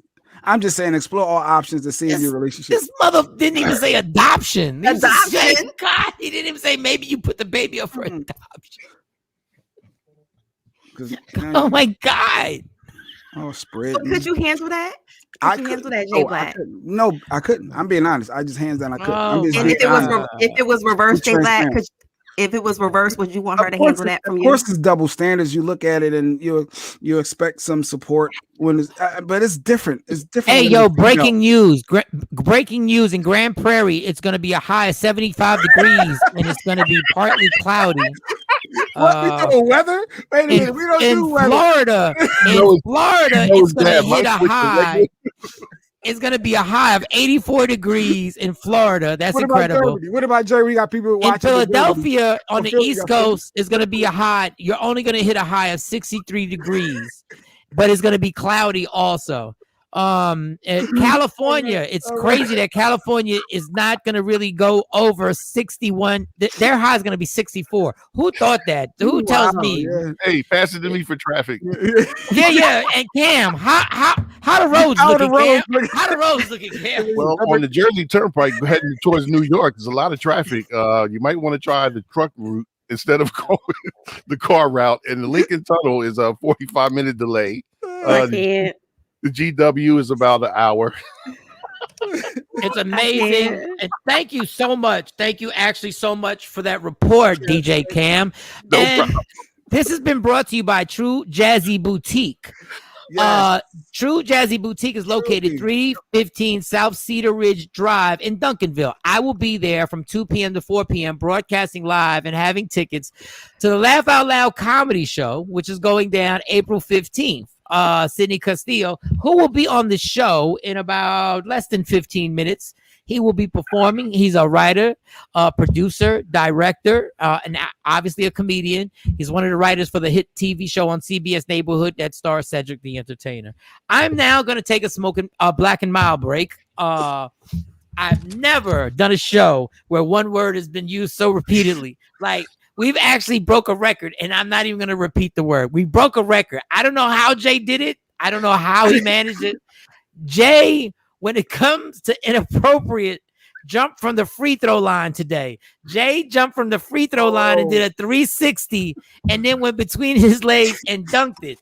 We would also like to thank Sexy Mo for trying to instigate me to tell a joke that was going to be inappropriate, but decided that she'd instigate Jay Black and getting him to refer. She did instigate It's me. Friday. She got me going. Baited. Go for it. You Baby, baited me. it's Friday. Typical female. Hey, Typical black Mike, female, guess right? what? After all of that, my little statement that I made seems like nothing. It seems like nothing because guess what? That was featherweight, baby. That was featherweight. And Paul said this segment was sponsored by Planned Parenthood. God bless. It was sponsored by Planned Parenthood. God bless. Action Jackson. Action. I don't know what the hell just went on. That was great. And DJ Cam did make a comment that black women make bad decisions. And I think Sexy Mo just put the stamp of approval by making a bad decision by continually asking Jay Black the same question over and over and over and over. Don't worry, Cam. I got something for that statement too that you made. Oh my God. I have had dog, if we were literally on regular radio right now, the phone lines, the emails, I promise you the program everything be like, yo, we need to talk after the show. Why? I mean, this whole thing would be black. This whole thing would be black. He'd be like, it's pro-choice. Oh yeah. All them boxes be going. Not so fast, Cam. Not so fast. They ain't We ain't forget. I know that's right, Kathy. Cassie, I'm thinking about you. Bad decision. I'll tell you what. He's I'll tell you what. We about to abort this segment right now. I know that's right. Shifting gears, changing gears. We're about to support this segment. This mother. Saying my beautiful black queens don't make intelligent decisions. Tell him, Mo. Talk about it, Mo. It's Friday. You next, Cam. Go ahead, get me. You ain't getting me. Look, I know what I said. Said what I said. Proof's in the pudding. Proof's in the pudding. Go ahead, just do a little. Black women don't make bad decisions, Mo. Shit, don't start. You don't want to do that. As Mike said, you don't want that smoke. You don't want. Don't do that. Don't do that. I'm taking what you're implicating is that all black women are not intelligent. I didn't say all. I didn't say all. We said all in the sense of this being over dramatic about it. And everybody was generalizing at the time. Yeah, so we said, well, we're gonna generalize, then let's generalize and say that side up. Yeah. Black women make bad decisions. I did that to make sure you heard it. So don't do it. Oh, what is this? Wait, what is this next to me? Oh my God, y'all can't see this on Free Agent Radio. What is this? What is this? It's my lighter. It's time for a black and mild smoke break. A really short one because we ain't got but like 10 minutes to go. We might as well ride out. No, I'm not riding out nothing. I'm aborting this because we got Cindy Castillo. He said it. Oh, he said it? Did y'all send Cindy Castillo the link? Yes, I did. Send it again because he's supposed to be on in 9 minutes. He's supposed to be on. It's coming right at the top. Okay. I wonder what he thinks about black women and their decision making. Well, he's a comedian, so it could go anywhere. Yeah, I think. Hey, honestly, just for me and the truth. Don't go get into a comedian's head. You don't want that. I don't care if you're black or white. I just deal with Geminis. That's all I deal with. What? And I swear to God, I hope I'm right. I hope Stacey is a Gemini. Kathy's right. Did you say all black women? Hey, Kathy, can I go get your smoke break? Cam, that's the wrong one, man. Look, I stand on what I say. I don't say a lot, but when I say what I say, I mean it. Kathy, I don't double talk. I don't shuck and jive.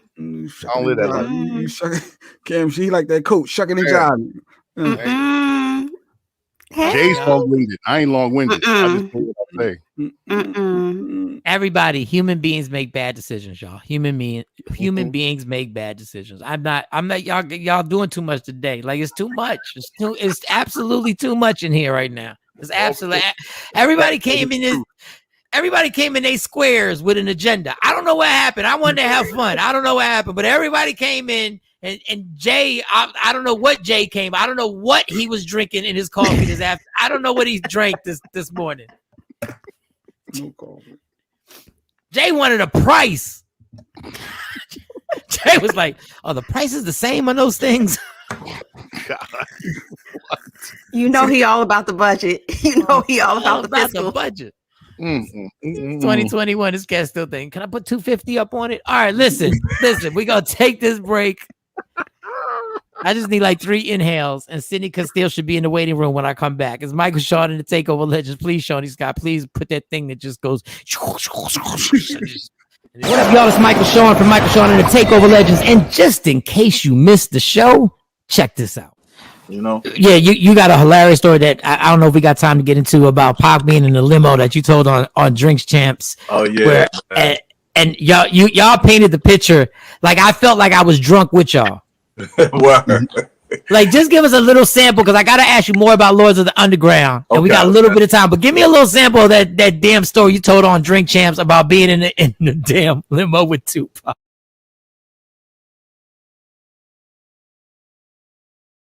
Yo, Pac, man, Pac was so funny, man. So we down at D3 house, man. D3 is D Scott. So D Scott was like a 3-point king back in the 90s. He played for Orlando Magic.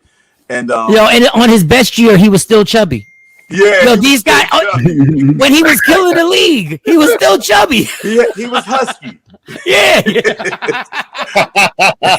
Yo, D Scott, man, he had a pool like in his living room or something crazy, man.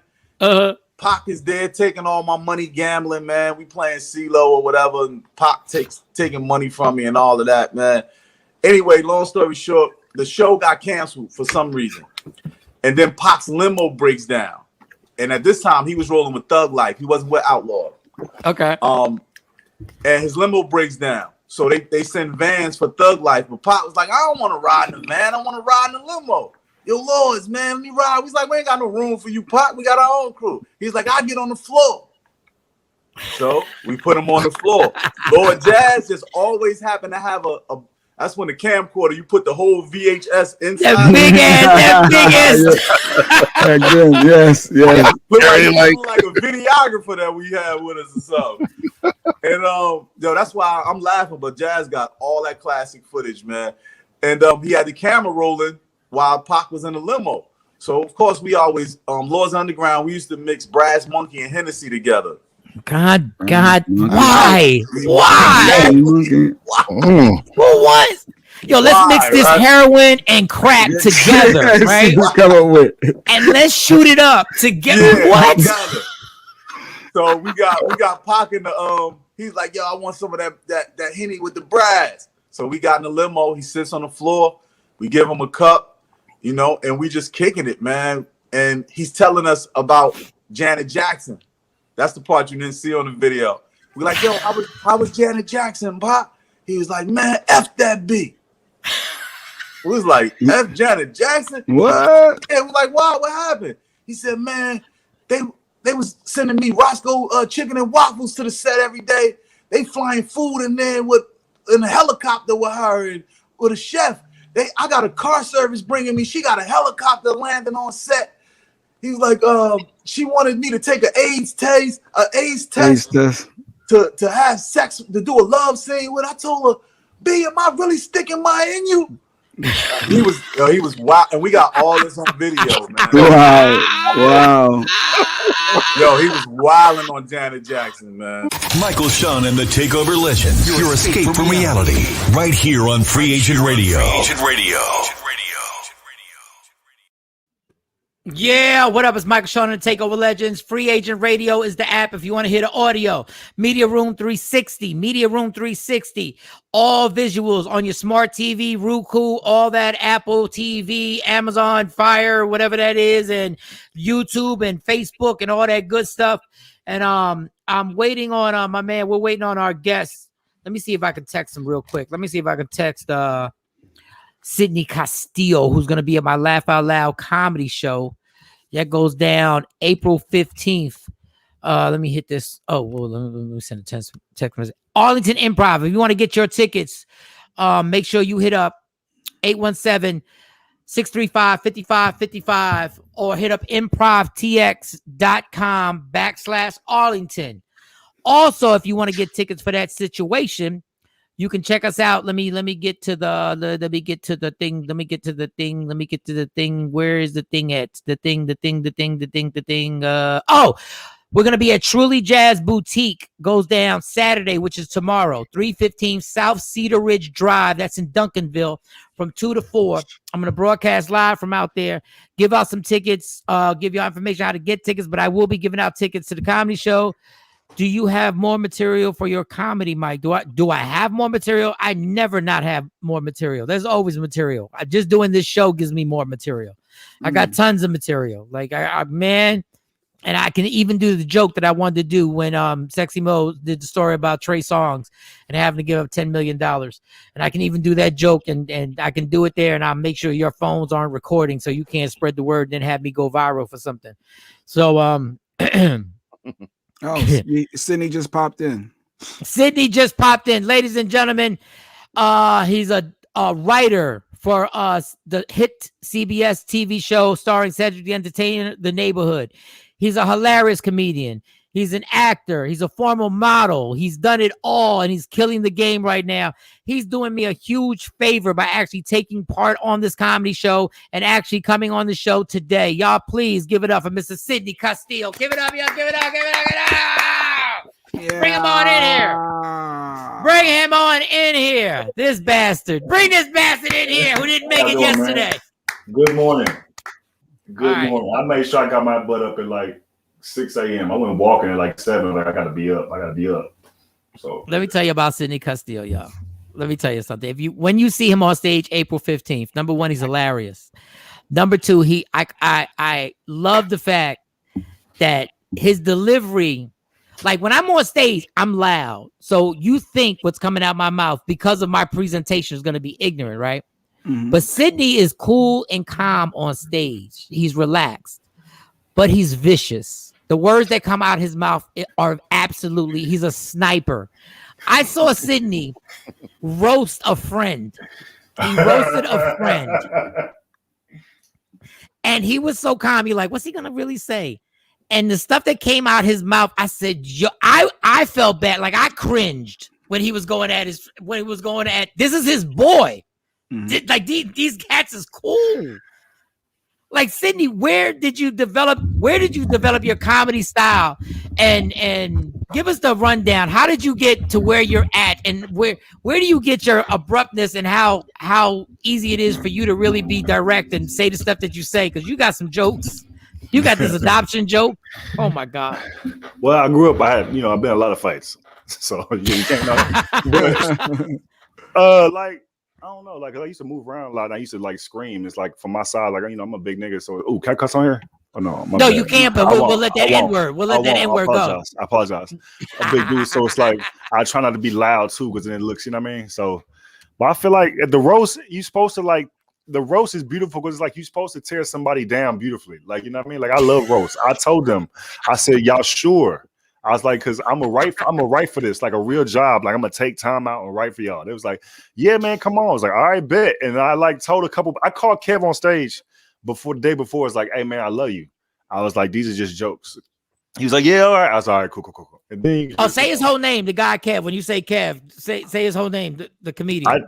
Kevin Fredericks. Yes. Yeah, okay. Kevin Fredericks, my bad. Yeah, he was on the show. But yeah, it was fun, man. Just, I learned from like Ali Sadiq was my first mentor. Like he the first person that ever put me on stage, like in Houston. Oh, Jesus. Like his delivery slow, you know what I mean? So it's just like take your time. And I love it because legendary comedians have this style. Like Tony Woods is somebody that I did a lot of shows with, and Tony Woods is another guy who has this classic. And you gotta have balls to really be when you're, especially when you're doing black crowds when you're coming up. Oh, actually have that pacing. You gotta be funny up top because they like a rhythm. It's like a sitcom rhythm. They want to laugh like every 5-10 seconds. They want to laugh like boom, boom, boom. So it's like you gotta have confidence with your story. Just gotta have a bunch of punchlines within your story. You know what I mean? Because early on, that used to be like you go into a hood room and you like, man, I'm not loud. I'm not finna do all that dancing. You know what I mean? So it's like you just gotta hit them. You just learn just to hit them. After that first laugh, they kind of see who you are. You're like, all right, bet. Some of my best fans are LA gang members. They come, hey, homie, really? Listen, you so funny, cuz. Like they you so old. Like you old. Bro, if you need me, you know what I mean? Be like, I appreciate it, man. Like when I did that joke, Dear Heavenly Cuz, I remember a dude come like, hey man, oh man, I love God, homie, and I love the street. He was like, so I just relate. And I was like, all right. He was like, yeah. I was like, all right. Wait a second. Where you're from the Dallas area, right? You're I from was here? born. I was raised in Fort Worth, Texas. I was born in Gardena, and we moved out here in like 3rd grade. And so I was raised in Fort Worth. And then I moved out to LA, like I was like 22. Because you got some of the funniest jokes about gang members. Yeah, and I'm like, how the hell? Several times. Wait. Dog. I'm from where everybody can have a gun in Fort Worth, right? Everybody, and back home, you have a pistol on you. You feel a little bit more, and you can't have that in California, right? So the dude walking up on you, he probably got it, right? So I've been hit up like, hey, I remember having a hat that said SC on it.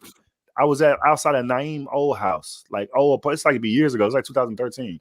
And we was going to like the training camp. Dallas Cowboys be having training camp in like in the Valley Ranch, in Northern California. We was finna drive up there. Outside, this dude is in a hoodie, like in the passenger seat, slumped over. The driver rolled down the window and say, hey, homie, where you from? And I was in my like Sydneyism. I was like, Texas. Like, you know what I mean? And he was like, no, where you from? And I was like, like, nah. He said, where you get that hat from? I was like, oh, SC. I was like, that's my initials. I'm a comedian. He's like, oh, okay. All right, then. Yeah, I do shows. I was like, all right. And then he like rolls up the window. I was like, Jesus, get me out of here. I'm just trying to go support the Cowboys. I'm finna lose my life waiting on you, Naeem. Get outside.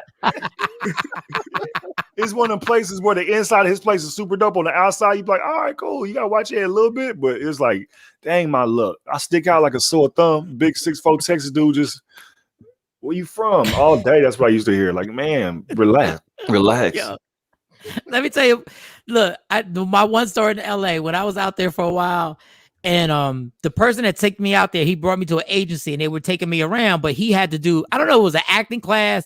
He was an actor. I don't want to drop any names, but he was an actor. He had a TV show and he went to do a class. And I was just like the little dude that I was out there telling jokes. So I just rode out, you know, I'd never even been in the Benz before. I was like 23 or 24 years old. So I'm just impressed, right? I'm impressed by all this craziness. He goes to the Verizon store, whatever cell phone store it was. And like, they're like celebrities in there. Like, I don't even know where we at. And I'm bugging. I'm like, what the hell? Like, why are celebrity? We see Keenan Ivory Wayans at a diner, right? Yeah. And I'm like, yo, this is nuts. And so he goes to this class and we go to a house and it looks like the suburbs. So I'm sitting in the house and they're doing all this technical stuff and I ain't give a damn about it. And I'm funny. I don't need to know how to act. I don't need to know. All this stuff is irrelevant. So I said, yo, I'm gonna go outside and smoke this Black and Mild. And I went outside, but they didn't really hear me. Then they saw me that I went outside and they were like, yo, come inside. And I'm like, dog, I'm not finished smoking my Black and Mild. And then he whispered, he said, we're in Compton. And I said, yo, this is Compton?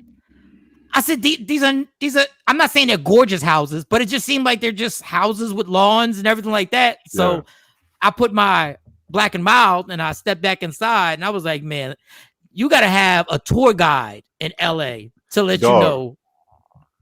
Man, real quick, I did this show called Funniest Wins in 2014. So the show was like every day they give you a new activity attached. You didn't know where you was going. It's a surprise. So this episode we had to perform in front of a Compton motorcycle gang, right? What? So listen, before they take you to set, they got to hold you somewhere. So we in Compton. We in the heart of Compton.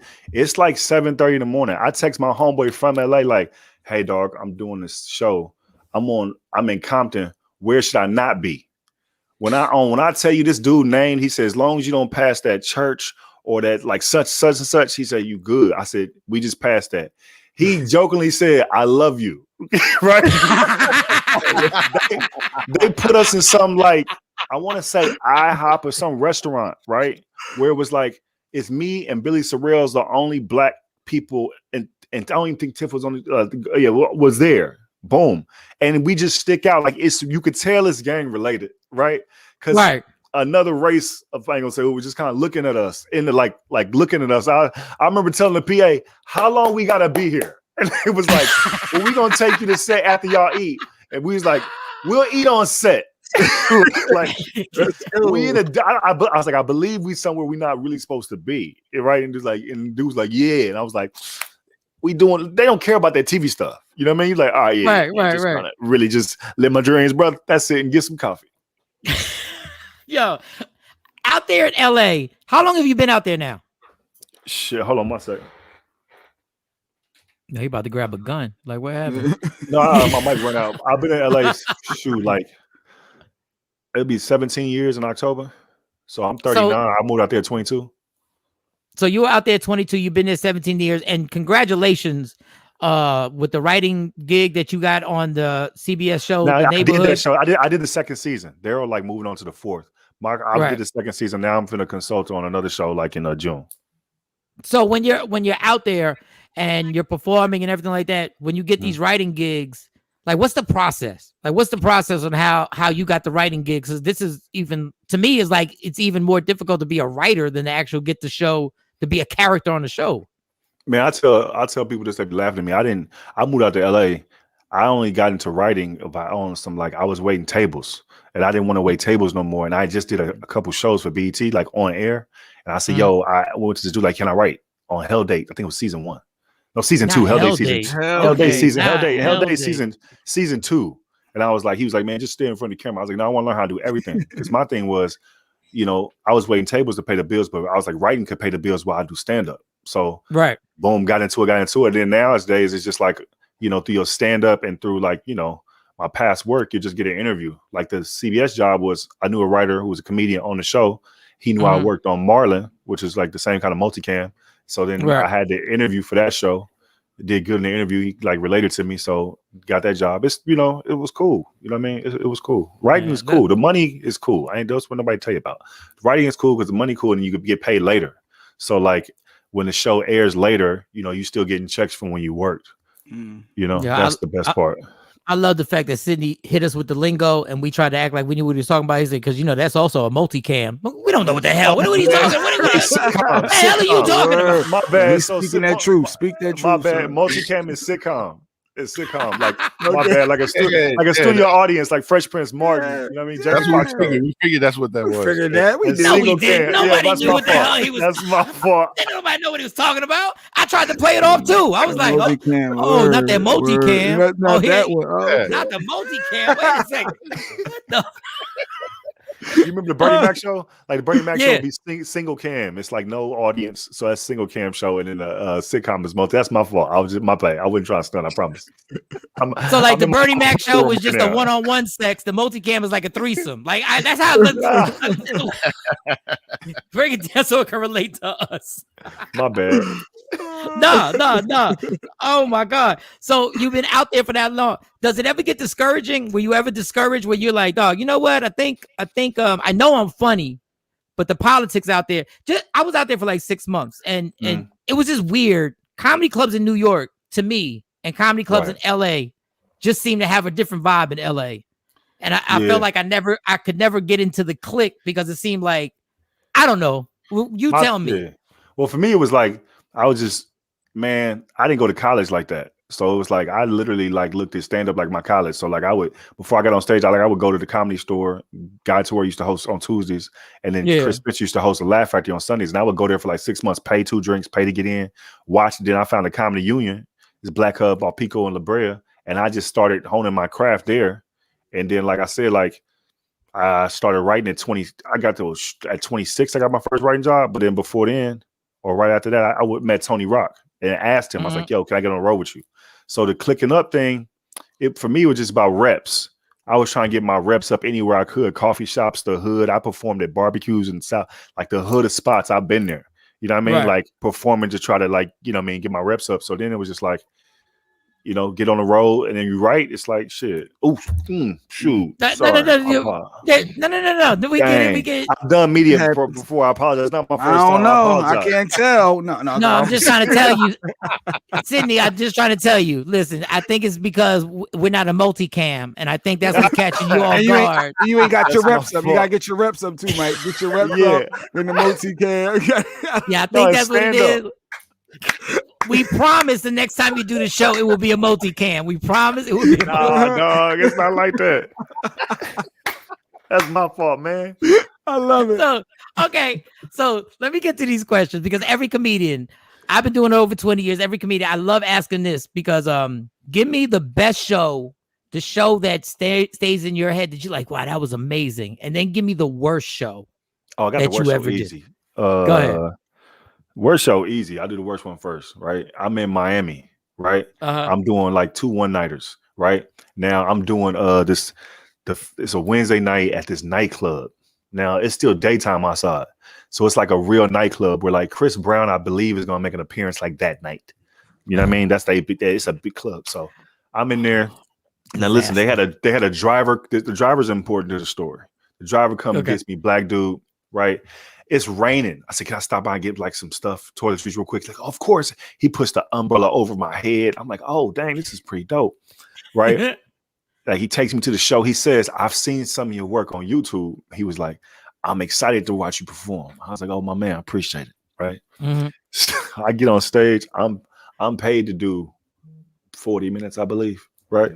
So it's like they don't even let down the lights in the club. So now you're performing in a lit nightclub. Right.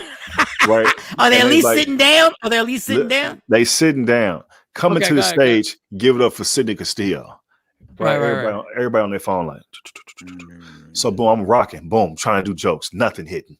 Boom, nothing hitting. Like where you feel it. Like okay, I'm bombing. Right. I'm bombing. Right. You feel it in your soul. Like it's happening. Right. And so you remember? I know exactly. You remember the group Pretty Ricky?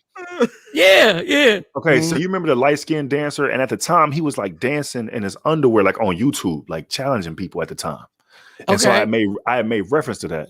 I was like, dude, what you doing? Like dancing against, and I got like my first chuckle. I'm like 12 minutes in. I get my first chuckle. I hear some dude in the back say, hey, quit effing with him. Right? So jokes, boom, jokes to him. Like, who are you? His security, Where was you when he was making the video? Right? Like all this, I'm returning fire. Right? He said, okay. He said, okay. All that ha ain't gonna work. You better take that back to LA. Right? And then the other homeboy said, you heard him. Right? Not the cosign. Hold on. My hard-headed self was like, joke. We not playing with you, little boy.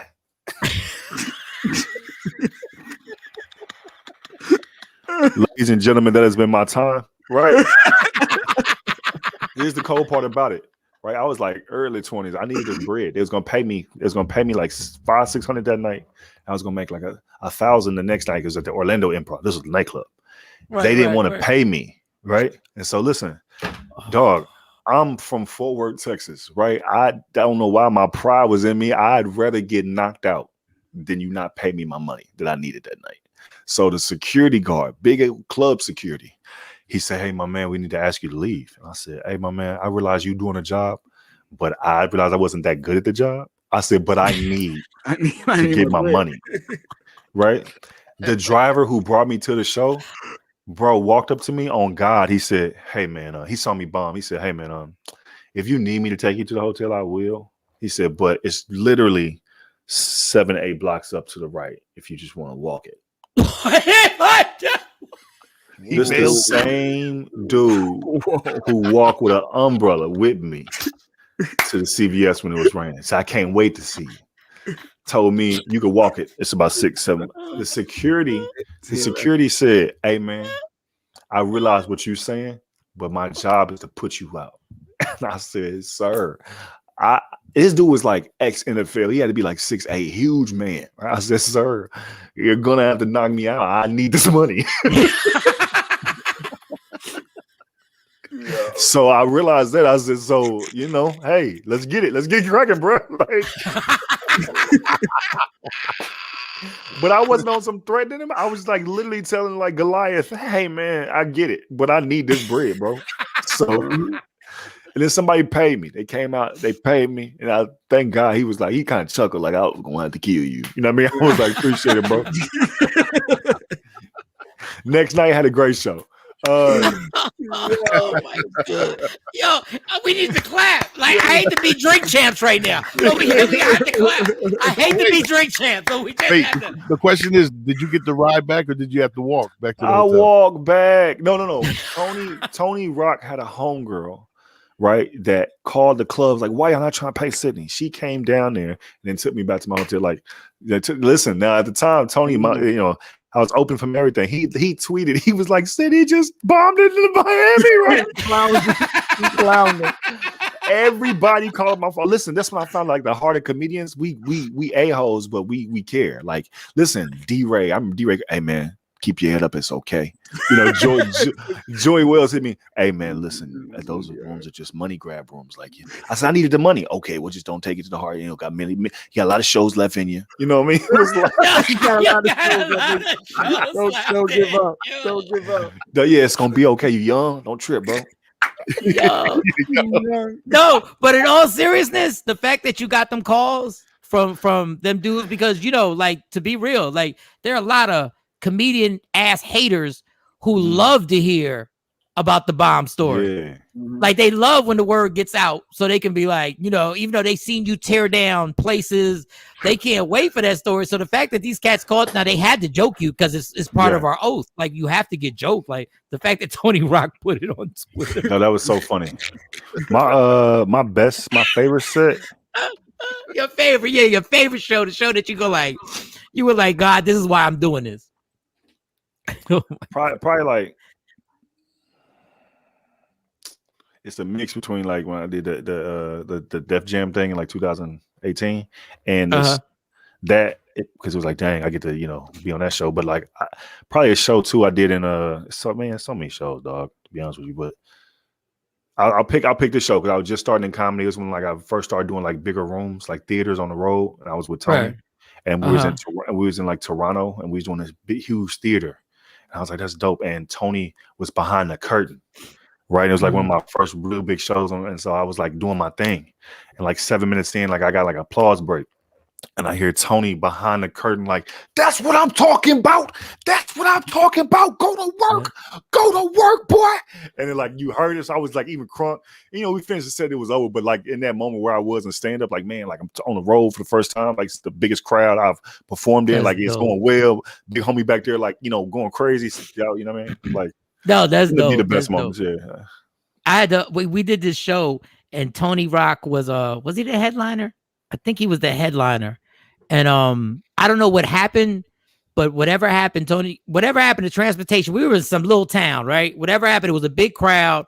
It was like an R&B. It was R&B and comedians. And they were like, we don't know where Tony Rock is at, right? I said, we don't know where Tony Rock is at.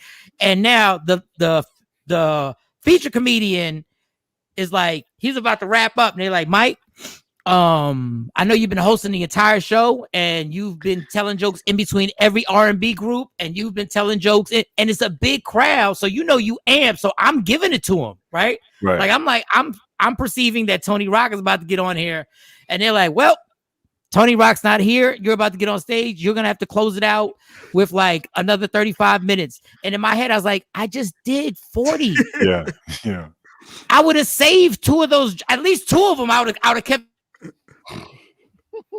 in the thing. So I go out there and I was like, F it. The crowd is good. So I'm killing them. Yo, Tony Rock is the funniest dude because Tony came to the side of the stage. He was like, I'm here. Don't worry about it. Just give me the mic. And I was doing good. But he was like, don't worry about it. I got you, my dude. It's all good. And I started laughing because everything was fine. But I was like, man, because it was going on like an hour and 40 minutes of my yellow ass being on stage, right? And I said, yo, ladies and gentlemen, y'all give it up for Tony Rock. And dog, he came on laughing. Like he just looked at me. I was like, yo, I'm so happy to see you. He was like, I know you are. Dog, I was somewhere with him and like the crowd, like the first show. It was maybe the second show. They was like talkative, you know what I mean? Like, and I was pissed, right? I came backstage. I think we was in Houston. I told Tony, I said, hey man, they keep talking, they keep talking. And be over here, these boys keep talking, He said, sis, relax. They didn't pay to see you.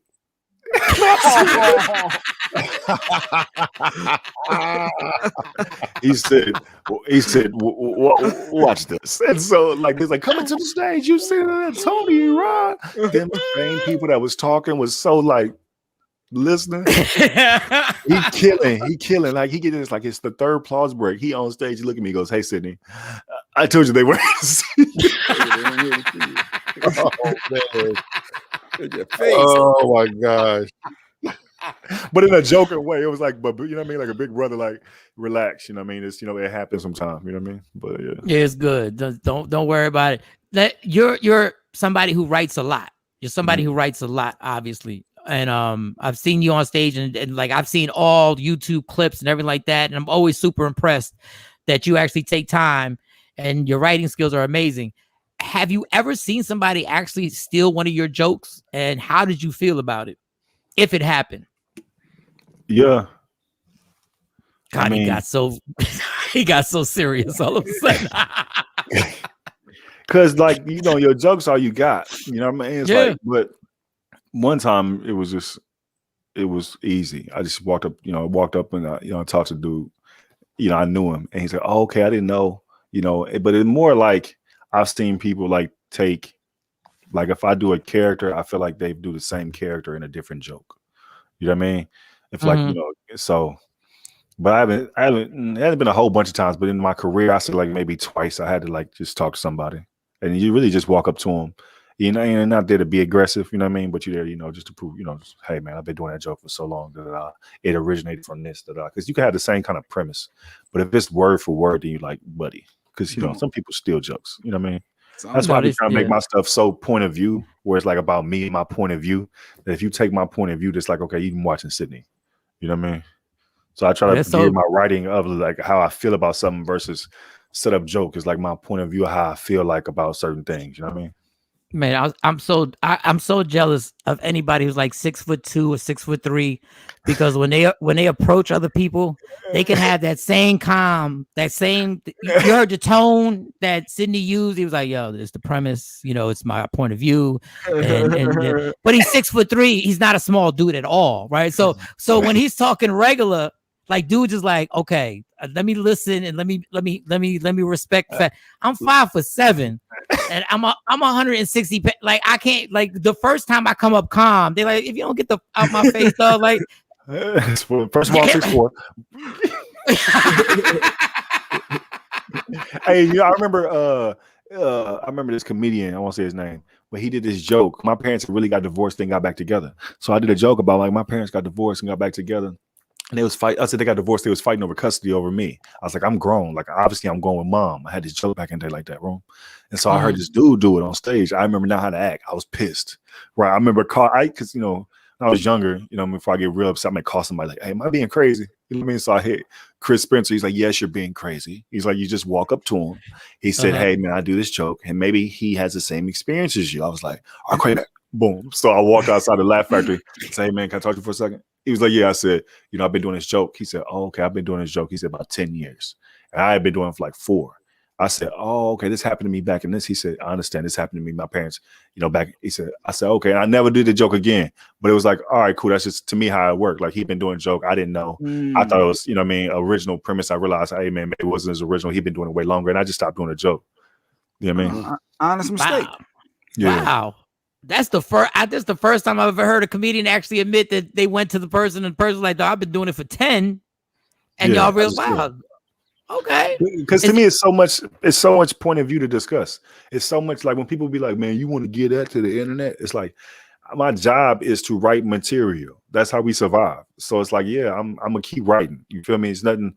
I could be attached to the great ones, but I'm also need to keep writing other. You know what I mean? Right. We're talking it's about multicams, really. So the multicams, about the multicams. You know, you'll learn once you get a multicams. It's a 3-camera setup. The more reps you do, the more reps with the multicams. You understand? Yeah. You see my mic? They come from a multicam. This is a multicam mic. You had the clarity. Yeah. He had the clarity on his multicam mic. You know, when I got this after the divorce and I went with my mom, and my mom, when they got back together again, fucking microphone. When you're, is there any comedian, like, I know you're not afraid to follow anybody because, you know, if you've done it for a long enough time where nobody, you're like, whatever. But has there ever been a time where a comedian, where you knew you followed, and when they got done, you were like, damn, like I gotta follow like that. Oh fire. Yeah. I've had to follow Chris Rock at the Comedy Store, Kevin Hart, in Hollywood.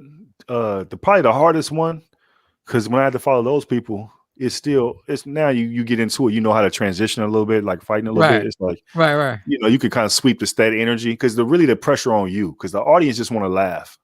They just really like, oh my God, who next? And we put our pressure like, oh, such and such is one before us. But when I first got started, I used to do a lot of, like, let's say Mexican rooms, right? And I started over there and do like maybe like my 10th show. The lineup said comedian, like 7 minutes. Then it had G and it had a blank space. Then it had Sydney. And I said, who is G? And we are all Mexican roommates. They said, that's George, fool. And I was like, George. Oh boy. Like, who is George? Not that I don't know who the whole. Then they said Lopez, and I was like, Lopez is coming. Lopez. And they was like, yeah. I said, oh well, why am I going after George? Right? He was like, I had been doing comedy like a year. Like, what are y'all doing to me? Right? So I've seen 2 standing ovations when people walk to the stage, like live, where it's electric in the room. When Chappelle was supposed to be in Africa and he came back and did stand up at the Laugh Factory, I was there. It was like him and Chris Tucker was there. And when they said Dave Chappelle, the room erupted. They hadn't seen him. Right. That moment and this moment, they said, ladies and gentlemen, you know who he is. Give it up for none other then George Lopez. This room lifted off their feet. Before he got on stage, he was sitting down, and I sat next to him. I said, "How you doing, man? My name is Sydney." He said, "How you doing? Nice to meet you. I'm George." I said, "Is there any way I can go up before you?" I said, I'm real new. I was like, he started laughing. He said, "No, you're gonna go up after me. You know why? Because I had to go up to Damon Wayans. I had to go out there." He said, "So it's a thing you learn in comedy." He said, "Don't worry." He's like, "Don't worry, you're gonna be fine." And I was like, "All right." George Lopez. He walked to the stage. He killing like, "Oh my God, we love you." He walked off stage. They going in a frenzy. They were like, "Coming to the stage, our next comedians from Fort Worth, Texas. Give it up for Sidney Castillo." They was like, okay. They were still trying to look and see if he was in the building. And I was performing. I remember being like, I do it 10 minutes. Like 6 minutes in, I remember he peeked his head and he just kind of looked at me. He was like, smile. And then he kind of walked out. He was like, and I was like, all right, like I'm just surviving up here because no one cared. Nothing I was saying. They didn't give a dang. Yo, that's the worst feeling in the world. I had an audition and we were at, I forget what comedy club. It wasn't Stand Up New York. It was a different comedy club. It was off of Broadway. And it was a comedy club and it was an audition. I was super excited. Like, I'm doing this audition. I've been doing real well, like all over the city. I'm killing. I said, I got to do this 6 minutes. I'm going to destroy this. It's fine. And the crowd is like a small crowd. It's probably like 30, maybe 30, 40 people. And it's a mixed crowd. It's more white. And at that point, I was really super urban comedian, right? Every comedy club I was doing was a hood spot and whatever. So I was like, all right, I'm ready to go do this. The crowd is getting a little better. And they said, we have a guest. And it was Chris Rock. And Chris Rock was working out his David Letterman set because he was doing David Letterman. So obviously whatever he was about to do was going to be fire. Like, even if he just talked, it was going to be fire. So when he went up there, like you said, these 40 people all of a sudden sound like they were 1,000 people. Like, all of a sudden they wwere so happy.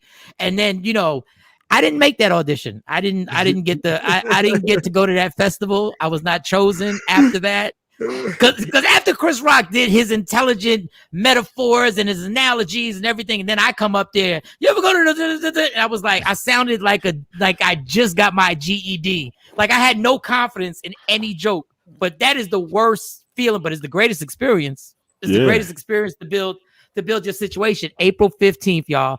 Sidney Castillo will be at the Arlington Improv. He's doing me a huge favor. I'm not doing you a favor, man. Like, we friends. It's cool. You're doing a show. I'm not doing you a favor.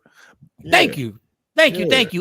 Get the tickets, 817-635-5555, but hit up improvtx.com/Arlington. We're going to broadcast. I'll tell you where we're going to broadcast live Saturday, where we'll be giving out tickets to the show.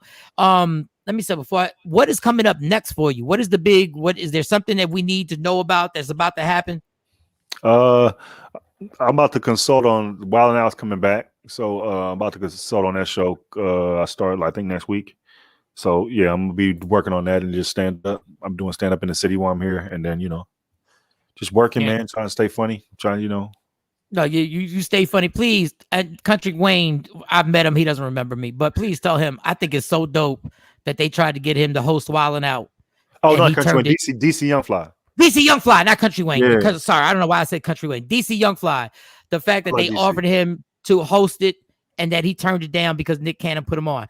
I just want to tell him not many people would have done that. And a lot of cats would have jumped on that. And I thought that was so dope. And people should literally give him the respect for doing stuff like that. And if people really held tight like that, I think a lot of comedians wouldn't be like held hostage by these companies and be able to know that they can pimp you any way they want when people start having some morals. That was my little soapbox that I wanted to step up.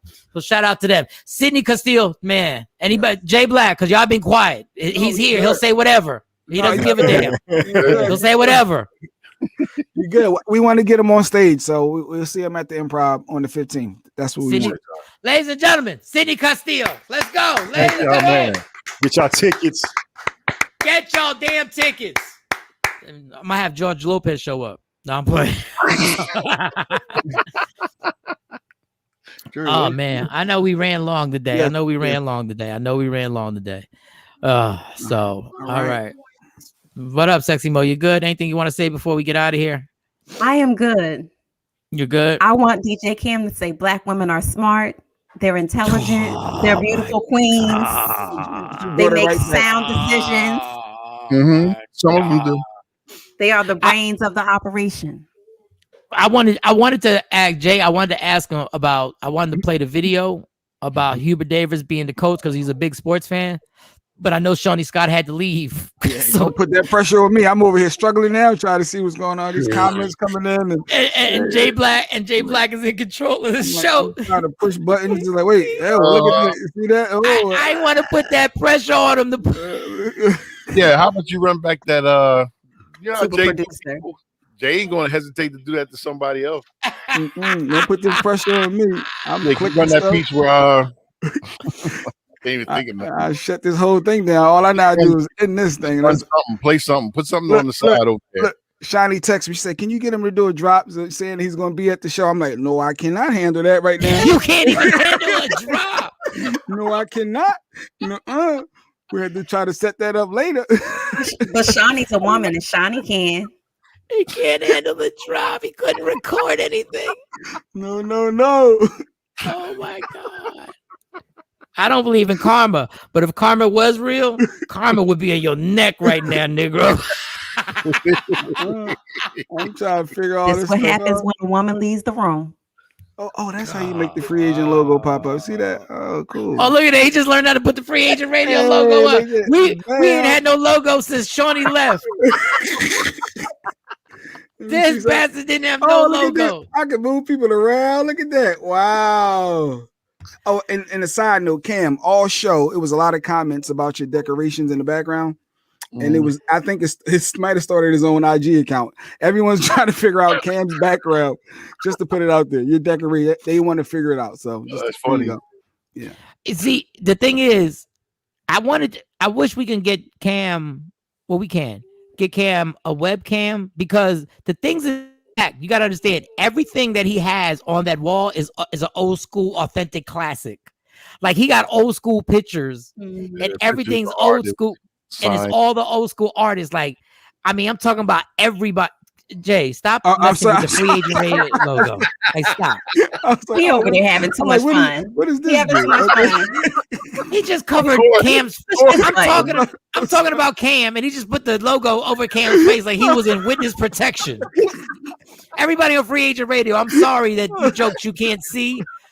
But we're all in the Zoom, yard stream, and we all have boxes. And I'm talking about Cam's box. Well, that sounded crazy. I'm talking about the.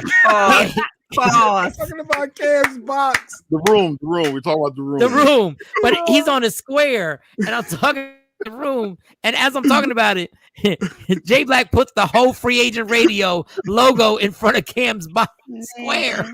Oh goodness gracious. You don't touch the look. He done changed the colors. Everything, yeah. I'm looking like, hey, to work. What are you doing? Oh, okay. You gotta watch him, man. You got to watch him. Hey, yo, tomorrow we're gonna be live at a place called Truly Jazz Boutique. I'm gonna broadcast live. Hopefully, I can get y'all fools up on the laptop with me. It's located at 315 South Cedar Ridge Drive. It's in Duncanville. We'll be there from 2 p.m. to 4 p.m. I'm giving out tickets. I have to actually go get the physical tickets today, and I'm have them for tomorrow so I can give them tickets out. Make sure you come check out. It's Truly Jazz Boutique, 315 South Cedar Ridge Drive in Duncanville. Jay, you done taken off the Cash Apps. Like, what are you doing? Wait. They was looking for a tour for Cam's background. Wait. Oh, there you go. They're gonna cash. Ain't nobody Cash App you, just like ain't nobody Cash App me today. So we ain't got no Cash Apps. So did you get Cash Apps? Did you get Cash Apps yesterday? I got one yesterday, yes. And I got one. You got one? Yes, and I appreciate my support. It was Adrian. Thank you, Adrian. Yeah. I appreciate the love and support. Yes. That was let me switch up mine. Jay Black, put my Cash App up there. Nope, I'm about to black your screen. Let me see how many cash. What'd you say? See how that go? Hold on, you said you got one. There you go. Make you smaller, Mo. Wait, how did you get bigger though, Mike? How did you? Oh, go ahead. Jay said he got one Cash App. That was cute. Okay. Anyway, there we go. Sure. Hey, that Cash App. Yeah. right, y'all. We're about to wrap this up. No. Love me for who I am, not who you want me to be, because I can never. Well, you know what? How about this? Everybody watching, send me $10 to my Cash App right now. Just send it right now. You can $sign I'm M Shawn 09. No. M Shawn 0902. $sign I am J Black. I take $5 and I'm happy with any support. See, I'm not like I need Mike. $10. Everybody who's watching. If you're watching on Twitch, Cash App it. If you're watching on Facebook Live, Cash App it. If you're watching on YouTube, Cash App it. If you're watching on Roku TV, Cash App it. I am J Black. Love me for who I am, not who you want me to be, because I can never be that. And understand there's only one thing in life that is guaranteed. It will end. So enjoy every minute, every second. And always understand, never let anybody steal your happiness. It belongs to you. Fight for it. Shawnee Scott, I will never underestimate how much we need you to control Media Room 360. Appreciate the woman. But when I do, you gonna owe me, Kathy? All right. She don't have one now, but Kathy said I don't have a Cash App, but when I do, okay. All right. Kathy been on fire today. Kathy been having them comments. All right, y'all. We're gonna see y'all Monday. Yes. And Monday morning, and we're gonna be at that spot.